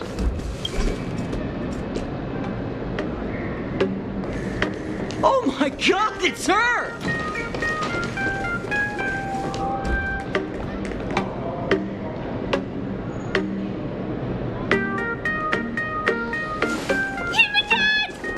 Oh my gosh, I'm such a huge fan of yours!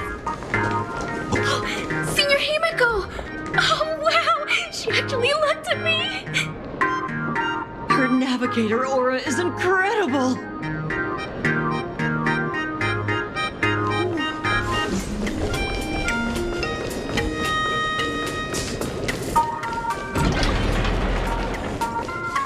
Astral Express, I love you! Like a love song, baby! Baseball Raccoon didn't come? Oh, Himiko is so pretty. It gladdens me that my daughter is so popular. But you're all supposed to be in class right now. The Herald of Death incident just ended. It is only right to let them breathe and relax for a while. To think that it all happened only yesterday. Young people really do have a way of returning to their carefree selves so quickly. I suppose it is because they believe the Astral Express will always be there to save them. It brings back memories of you as a little girl. Whenever you heard someone mention the universe, the light in your eyes would outshine even the brightest supernova. That is true. The very first Imagine I ever brought to life was modeled after the rock. That little fellow had quite a temper. It was so determined to fly higher and higher. To this day, I still wonder if it ever truly reached the moon. Dad, do you still remember it? How could I ever forget? That thing came crashing down and poked a hole right through Miss Seadrake's tail. I had to take you to apologize in person. I ended up redrawing the tail myself to make it right. These days, I wouldn't be able to handle that kind of trouble anymore. My poor old back wouldn't allow it. Now that I am free from the weathering curse, you don't have to spend your life wandering the stars anymore. Why don't you just settle down here? I just can't face the thought of coming back to nothing but an empty home again. Don't worry. I'm not going anywhere.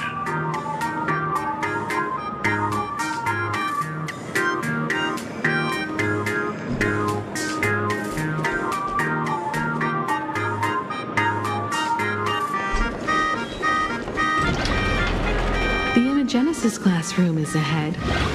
So nostalgic. Ms. Dolly? I never noticed it before, but on closer inspection, this classroom is so much bigger than it used to be. It must be because of that incident. As the culprit behind it all, you haven't forgotten, have you? Of course. Well, since I couldn't get you onto the real Astral Express back then, I figured drawing you a substitute instead would be easy enough. The principal himself imaginated an express and went tearing across the campus with his daughter in tow.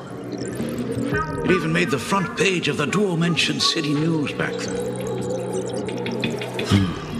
Looking back, you were always such a bright and spirited girl. Which is why I encouraged you to reach for the stars. When the weathering curse took hold, did that dream only end up weighing you down? If it weren't for those dreams you gave me, I wouldn't be the person I am today. I'll never forget.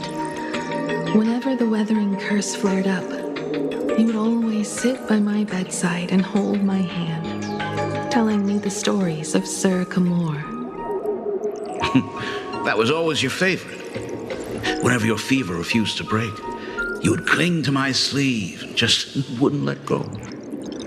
So, I would start from the moment Sir Camor invented the diving device and go all the way to the second voyage of the interstellar explorers. Like clockwork, right about then, you would close your eyes and drift off to sleep. Yeah, that was the first story you ever told me.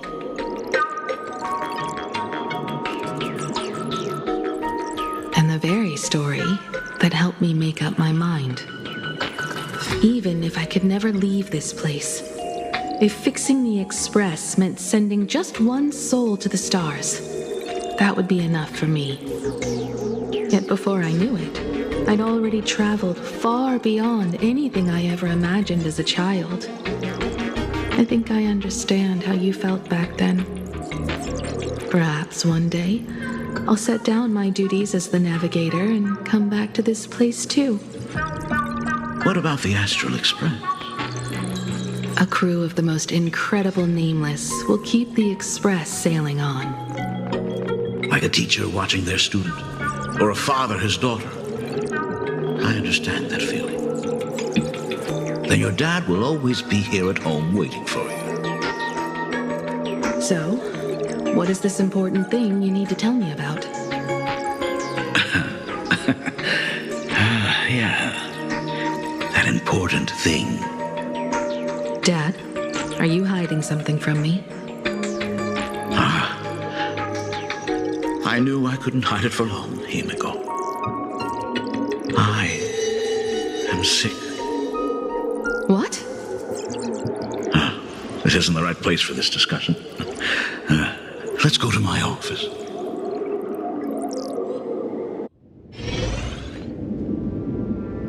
So? It's the Weathering Curse. I know what you're about to ask. I do not share the Graphia lineage, which is why I believed I could find the demon from beyond and save you and your mother. But in the end, Ryusuke was just a useless man who couldn't save his wife or daughter, or even himself. Tell me, what happened in the past 15 years? You've seen my portfolio, haven't you? Those worlds are just like plain Arcadia. Every single one of them has fallen victim to the demon from beyond. In those places, luck is a very real thing. And the demon from beyond can manipulate misfortune. What does that even mean? In ways beyond comprehension, you feel misfortune crashing down like a tidal wave. Solar storms, diamond rain, system failures, one disaster after another. But if you make it out alive, bizarre strokes of luck come swarming back to you. And so the cycle repeats, washing over the world, tearing it apart. It sounds more insane than the Phantasmoon games. The universe is sheer madness, beyond all reason. I survived over and over, yet my body has become as fragmented as Graphia once was. Is this his way of torturing the rebels? I don't know. But by the time I realized it, there was no escape. Why didn't you tell me earlier? I could have reached out to the IPC's doctors. It's no use. I've been chasing after him my whole life. I know him better than you do. Himiko, remember when you first learned to paint? I told you then why we must paint the beauty that we see. Because the ugly, the despicable, and the cowardly, they endure forever through evasion, like beasts driven by survival. Beauty remains ever fleeting, just as heroes find their end in sacrifice, and stars dissolve after they shine. Humans have surpassed their animal nature. We face our pain and our end to win a dignity that the vast universe cannot ignore. So we must capture what is noble and bright to show that such things truly lived.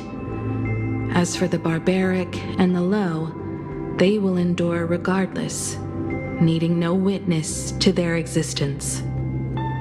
But Himiko, you are no longer the one who paints. You have become the very splendor that I strive to capture. Fate works in mysterious ways. I'm so glad to see you once more in my final moments, watching you fulfill your childhood dream. You are standing before me as the navigator of the Astral Express. I should have come back earlier. I'm so sorry. I am the one who came back too late. I've thought about it 1,000 times. On that final night of the Bloodstained Games, if only someone had been there to sit by your side. After everything, does this tardy father still even deserve to hear what his daughter wants to say? If you're willing.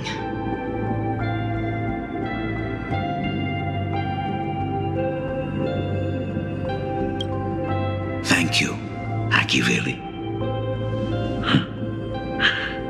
Thank you, Himiko. All of this happened after you went away. You were jumping from one job to the next, and for 4 long years, I had heard nothing from you. During those 4 years, I found the stranded Express deep in the canvas world and kept trying to repair it. Watching the Phantom Moon grow fuller, I remembered the mask that had been handed down through our family for generations. If I could claim victory in the Phantom Moon games, then perhaps by harnessing the divine authority of elation, it might just be possible to set the Express in motion once more. But the Herald of Death was a complete madman, and he smashed every dream to pieces.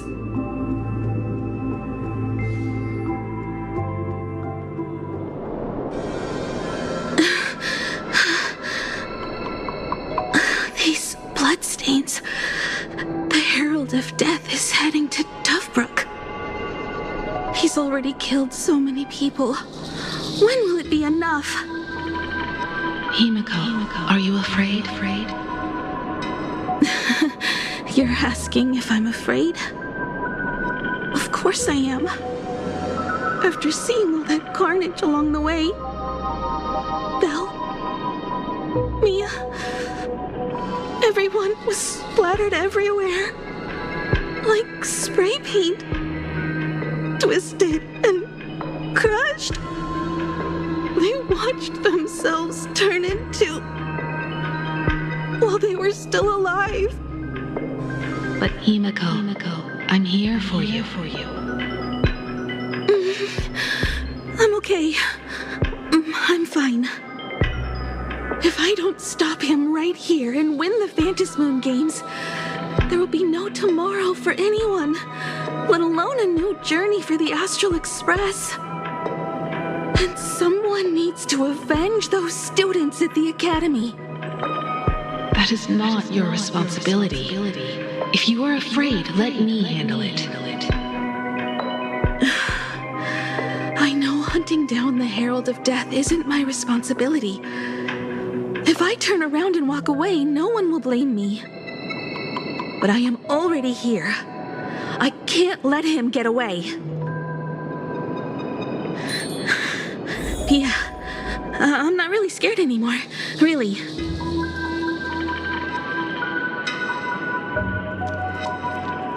Warning. Warning. Rogue supplicant has... The suppression squad sent by the Department of Aberration Defense. Herald of Death. They're all gone. Completely wiped out. Units must begin evacuating. They struggled through the pain as the Herald of Death dragged and smeared them across the ground. Aberration threat level.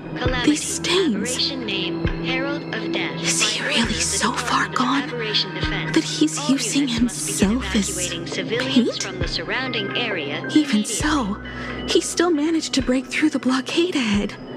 That's terrifying. To take down a monster like him, you need a single perfect strike. Overwhelm him before he can even react.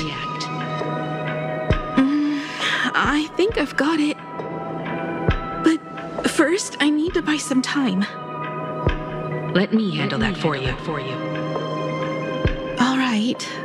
But buying time is easier said than done. It's too narrow here. We need more room. The best bet is to pin the Herald down on that bridge. I'll take all the wish power I've gathered since the Phantom Moon became full and use it as fuel to paint it into existence. The sheer destructive force unleashed from creating a massive object will break him and leave him completely incapacitated. But by doing this, even if we defeat him, you would be giving up any hope of winning the Phantom Moon games. Yeah. By burning all the wish power, I will be forfeiting my victory. But even if I did win the games and restart the Express, what would happen to this city? To my friends, my teachers, and everyone else? Where would they have left to go? To set the Express in motion with Aha's power, while standing by as innocent people are slaughtered by monsters? To soar into the stars while turning a deaf ear to the screams on the ground? Someone who does that has no right to call themselves a nameless.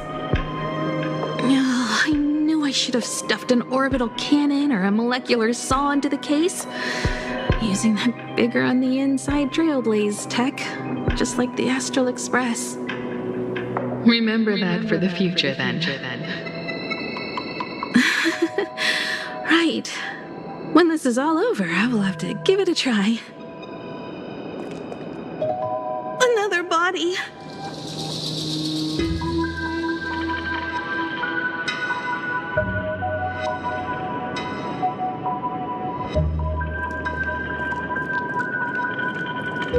Black Birch. Guess he was after the Herald as well. Black Birch, the masked fool? The one who turned Gotham City upside down not long ago? Only 2 supplicants are left in the games now. In other words, we are the last hope for victory over him. Just like those legends I grew up with. A hero confronting a monster to protect everyone. Now that responsibility falls to me. I will take him down. After that, I will repair the Express myself and see it fly over the horizon and break out of the atmosphere. What a beautiful sight that will be. Then consider this the first world to be saved before the journey on the Express begins. The very first stop, then? It'll certainly be quite memorable. The stench. It's about time.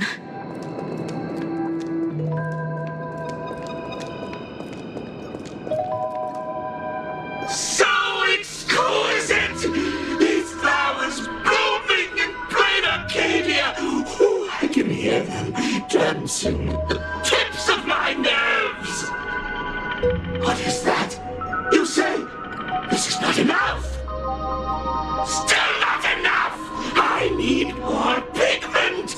I will mix my colors with screams of terror and pray for the catecholamines to drown me! Department head, I shall show you the error of your ways! This flesh is the culmination of life! Its own kin is right here! The giant tree running through our heartopia! I shall become her! We will be as one! No, I will surpass her! I will devour her and become the one and only existence! Another new shade, dazzling, shattered crimson! Are you perhaps the color I've been missing all along? Step into this masterpiece! Become one with me and lay the final cornerstone for the future of human evolution!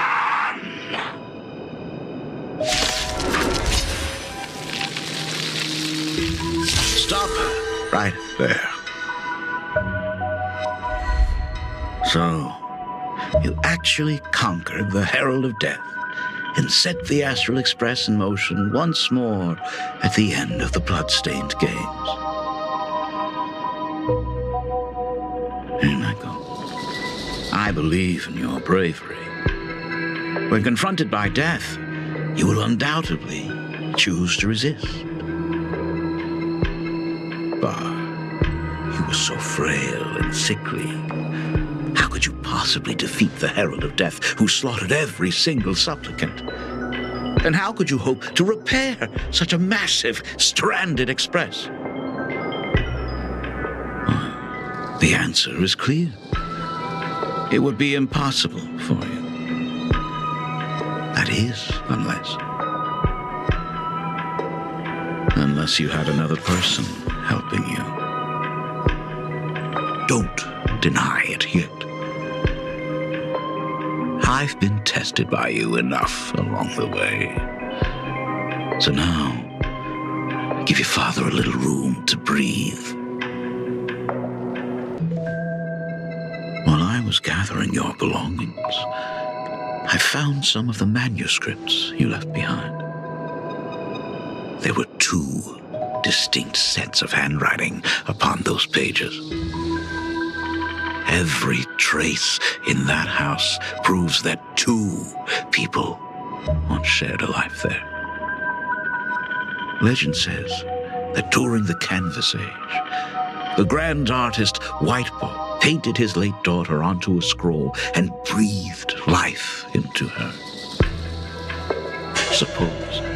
Just suppose, that my brilliant daughter created a likeness of herself, a self-portrait so perfect that it breathed and moved with her. If that is the truth, then every mystery is explained.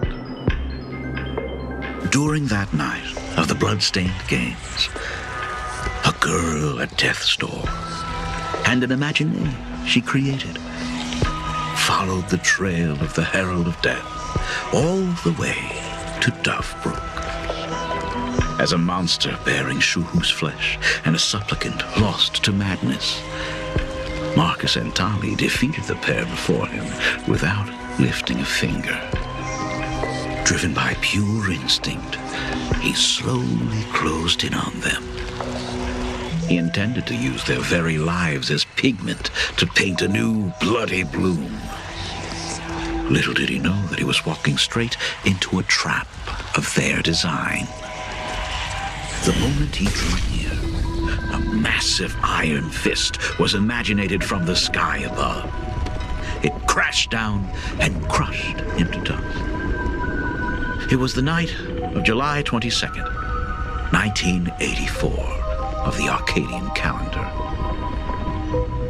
A colossal shockwave radiating from Dovebrook District shook the earth.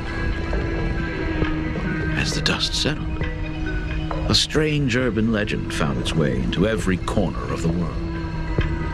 Over 10,000 sightings reported a giant arm descending from the sky that evening. In the hours that followed, the Department of Aberration Defense confirmed that the Herald of Death was completely incapacitated. Theories were endless. Was it a divine act by Aha? Or a weapon built by the IPC? No one knew for sure. Yet the silhouette of that giant remained etched in every mind as a testament to heroism. It was just an arm. Yet beneath the brush of a girl who yearned for the stars, it became an extension of humanity's reach.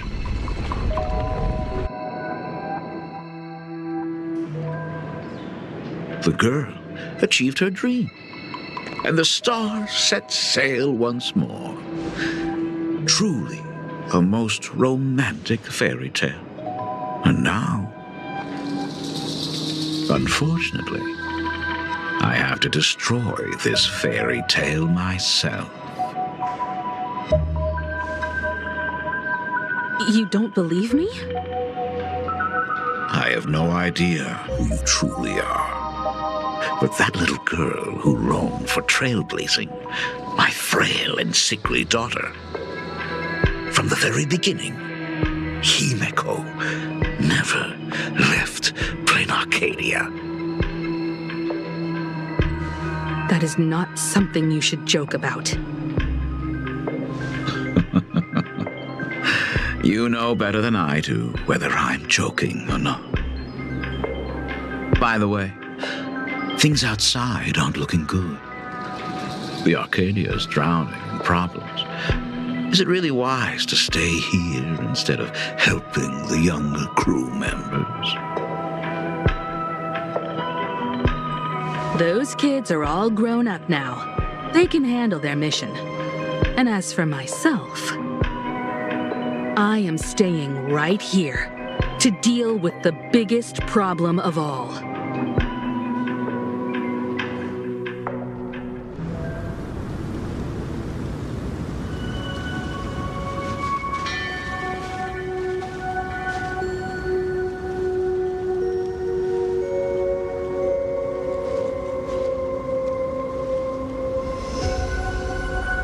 Are you intending to stay here until the outcome is revealed?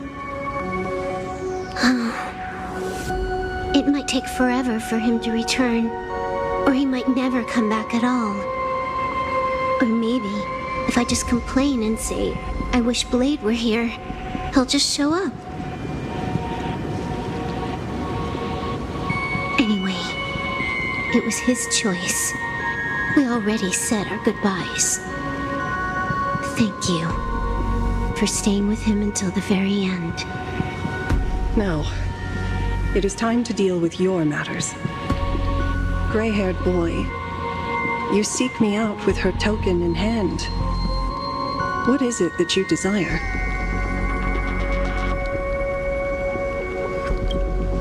Already told me? Our first meeting was just before we took the boat here.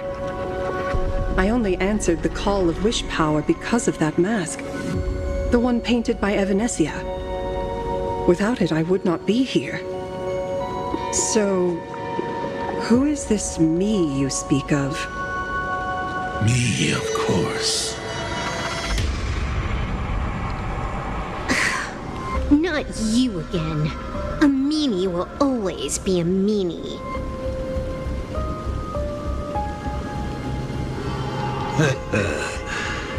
Misfortune and I share one thing in common. We both enjoy dropping in uninvited. A reunion after 1,000 years. Gravia, it has been a long time. A Sat Pramad. Back at Inford Hermitage, what you heard was only half the story. 1,000 years ago, amidst the ruins of Ahatopia, I found a baby girl on the verge of death. Her cold, lifeless body reminded me of the legend of Elation. Aha heard an infant cry and burst into laughter. Too bad I never did get the joke. So I came up with a much better one. I infused that child with the power of destruction, giving her the rebirth of a Void Ranger. I taught her to paint her monstrous beasts using the life of the veracity as pigment, all to carry out the Legion's divine will. Graphia, your name was your commission, to paint the world and carve a trace of our lasting glory just before the world meets its destruction. You were doing so well, right up until you saw that express crash. It gave you ideas, Graphia. Unrealistic, foolish ideas. Since that day, I have had nothing to do with you or your destruction. Your failure began the moment you tried to destroy the Express. All you did was turn the spirit of the Nameless into a rallying cry for rebellion. I took the power you forced upon me and used it to save the innocent. You commanded me to record the end of worlds, but instead I created a sanctuary.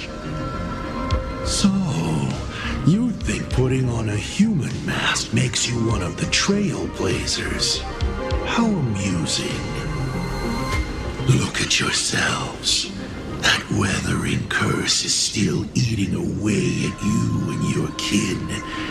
It is the inescapable price for being a child of destruction who dares to betray her fate.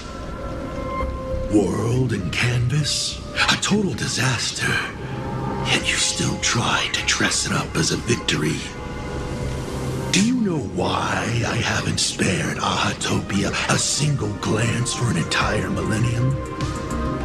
Because you bore me. But now, things have changed. Someone far more interesting than you has returned. And unlike you, she is the real deal. A genuine Nameless. That is why I have returned. Simply to tell you all this.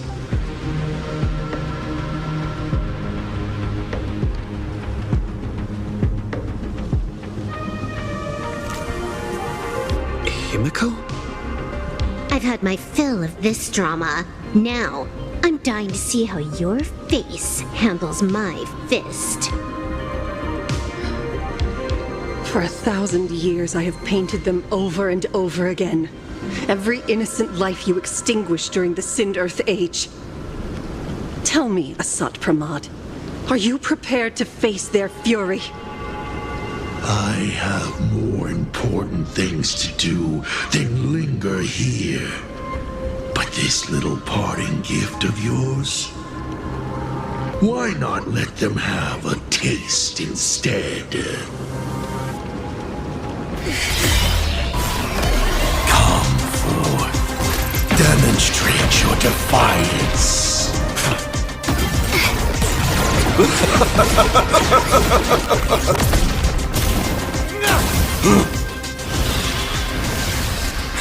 Is it over? Watch out! Pity. Such a clean strike. But the odds of success are 0.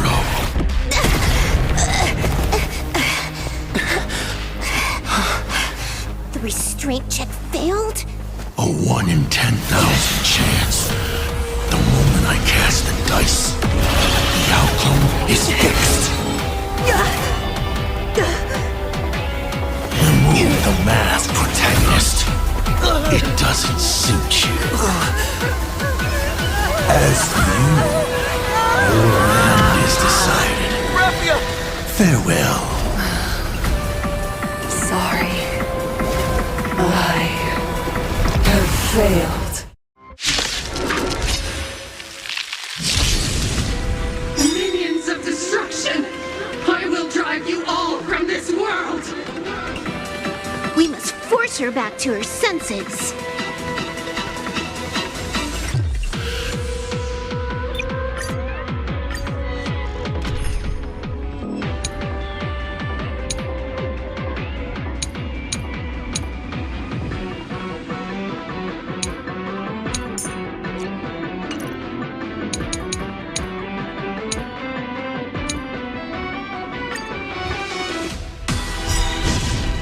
Minions of destruction!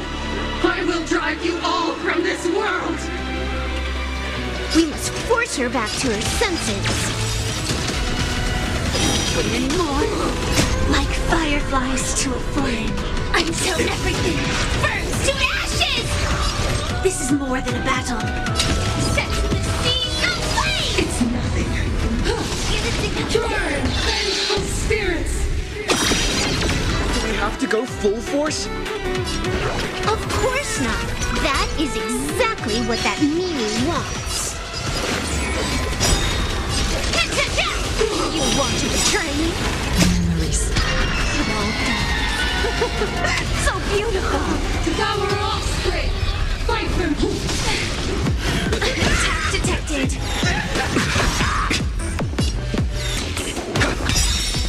Fight to live! Mood is set just right. Let the show begin!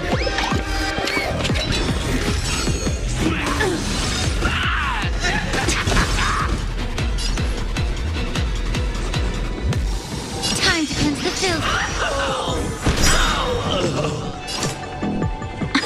It's nothing. Fury of the dead! I will claim victory for myself. Take your positions. Let's improvise.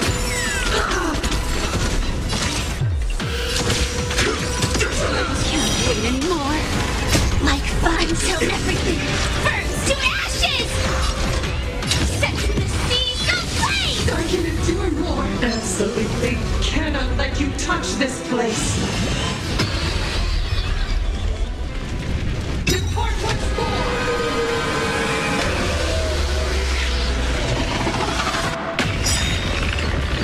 We need to finish this fast and catch up to Asat Pramod.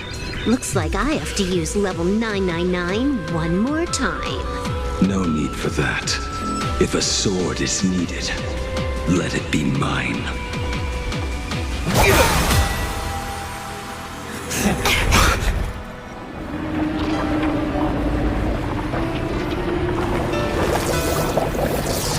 Have you thought it through? What defines a blade?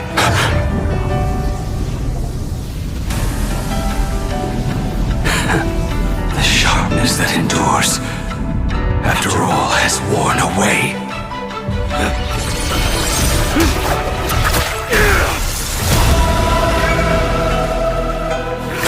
I shall take veracity as my forge, and abundance as my iron.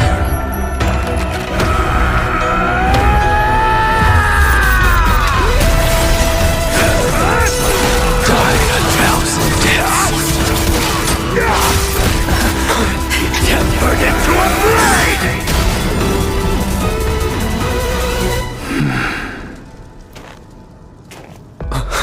What? Not even a welcome back?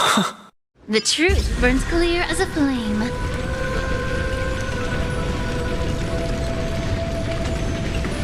Everything in this world is bleeding.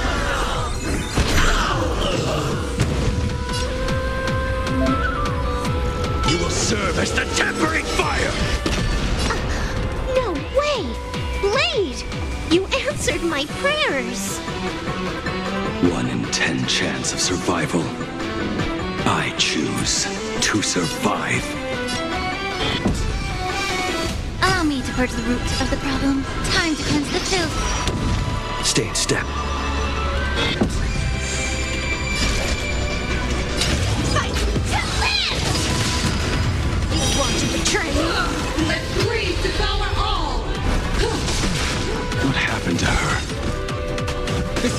Pramod's handiwork.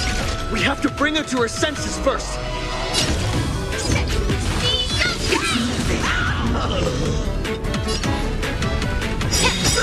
You will serve as the tempering fire! Absolutely cannot let you touch.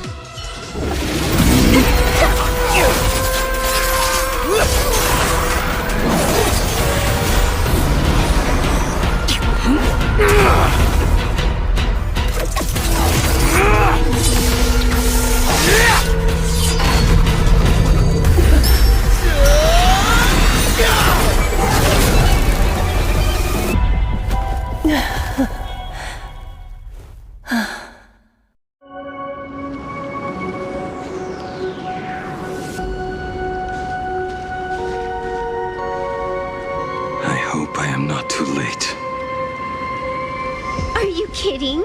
Your timing is impeccable, Blady. But isn't this a bit much? How did you even change outfits? What happened down there? I used the Leviathan's maw to imprison Shuho. But that doesn't matter. What matters is that you made it out alive and got the job done. Not yet. I have made a decision. This time, I will stay and become a supplicant. I am joining the Phantas Moon Games. What? You're going to stay here and poke your nose into this world's business, too? Let us settle this first. Are you okay? Thank you. All of you.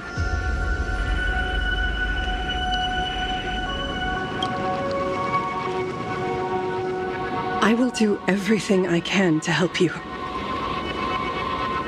As long as the canvas remains, Asat Pramod cannot kill me. You have fulfilled what Evanescia entrusted to you.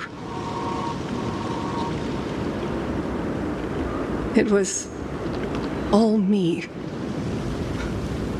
For 1,000 years, I was the one obsessed with bearing every responsibility alone. Asat Pramod was right after all. I have been a ghost of 1,000 years past, arrogant enough to think my seal over the world and canvas was unbreakable. I really believed that accumulated wish power would be enough to strike him down when he returned. We are up against the same nightmare that survived a whole Sindearth age. The same monster that an entire era could not even overcome. Just how did he even sneak into the world in canvas? The first time I stepped into Inkford Hermitage, a strange whisper tried to latch onto me, but it didn't succeed. Maybe that was the first step in Asat Pramod's plan to infiltrate this place. Then, he took on Graphia's form to tamper with my mask, and even taught me the way to summon the real Graphia. In the end, he got what he wanted. So, this guy has only been after one thing this whole time.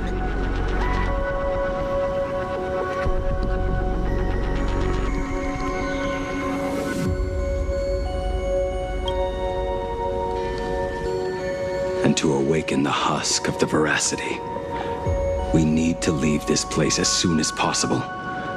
The giant maw that swallowed me is starting to stir. But he mentioned he had something more important to do. What is that even supposed to mean? He has so much on his plate, no way he can split himself into pieces and handle everything at once, right? 1,000 years ago, the demon lord from beyond invaded Ahatopia. The power he unleashed was beyond all comprehension. He could appear in places thousands of miles apart at the exact same time, as if he possessed countless incarnations. What? He said he was meeting a genuine nameless... Himiko! She's in trouble!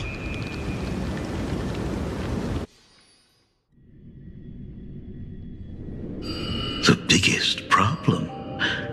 Do you mean me? You said that classroom was a secret place of your own creation, yet Fullwish seemed to know everything about it. You are far too familiar with the Express, yet there is no way my father could have ever set foot on it. And another thing, when we first met up earlier, you said it had been 15 years. But my father clearly left much earlier than that. Your story is riddled with holes. Or rather, you never even intended to pretend. You are the only person I can never seem to lie to. And about that last point, it was just a slip of the tongue. Stop this pathetic act. You are not him. You who dare to impersonate my father, show your true self. It seems our pleasant little father-daughter chat has come to an end. Buying time, keeping me pinned down. Oh, you played your part well along the way. If I proved to be more dangerous than anticipated, you would be right there to shield your companions. But, Navigator, you still overlooked one possibility, the most fatal one of all. Why don't you try to guess at what exact point did I take Ryusuke's place?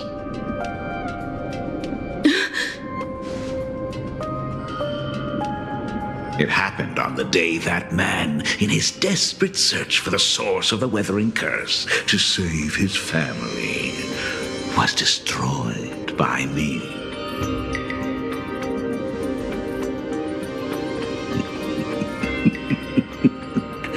That year, Himiko was 6. At her mother's funeral, she met her father for the first time. You are lying. I have told you only one lie in all these years, my dear daughter. Nice to meet you. I'm your father, Ryusuke. All that effort, all those years spent by my side, what are you really planning? Even I find it hard to tell what goes on in this head of mine sometimes. But now, as I look at your face, at that exquisite expression, it all makes sense. I had so much fun playing a father. And the best part, that was not even the most fun I have had today. Hey, can you hear me? Someone who looks like a Supremod just showed up at the tavern. We are under attack by Asad Pramet. Dan Heng and I will do everything we can to cover Yao Guang. I've played along this far, so why not make it interesting? Let us add a dash of red to our little opening act. You have proven your theory by tearing off the mask of Ryusuke. As a courtesy, it's now time to strip away your disguise. The ugliest lie of the Trailblaze. The truth that has been hidden for 15 years. When the Phantom Moon is full again, I will be there as I have promised. I will come back with so many stories to tell you. The girl looked up at the stars, but in her heart, she was terrified of setting out. She was afraid of the universe, and even more, she was afraid of the weight of responsibility. In the end, she left her wishes to someone else. As for her, she chose to lie in a grave and stay in the Arcadia forever. Ryosuke's daughter Himeko is long dead. When she saw how vast the stars really were, she ran away. Just as the trailblades will always converge with the destruction, culminating in awe-inspiring obliteration.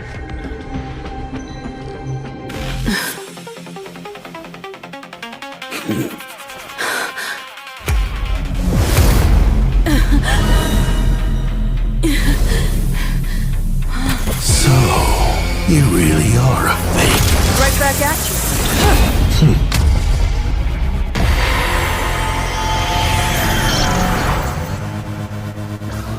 O denizens of this Arcadia, lost in its splendor, once I beheld the Astral Express rise again towards the stars.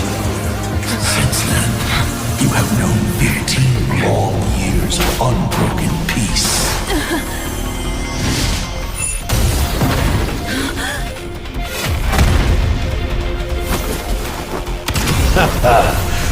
It's been a while, old friend.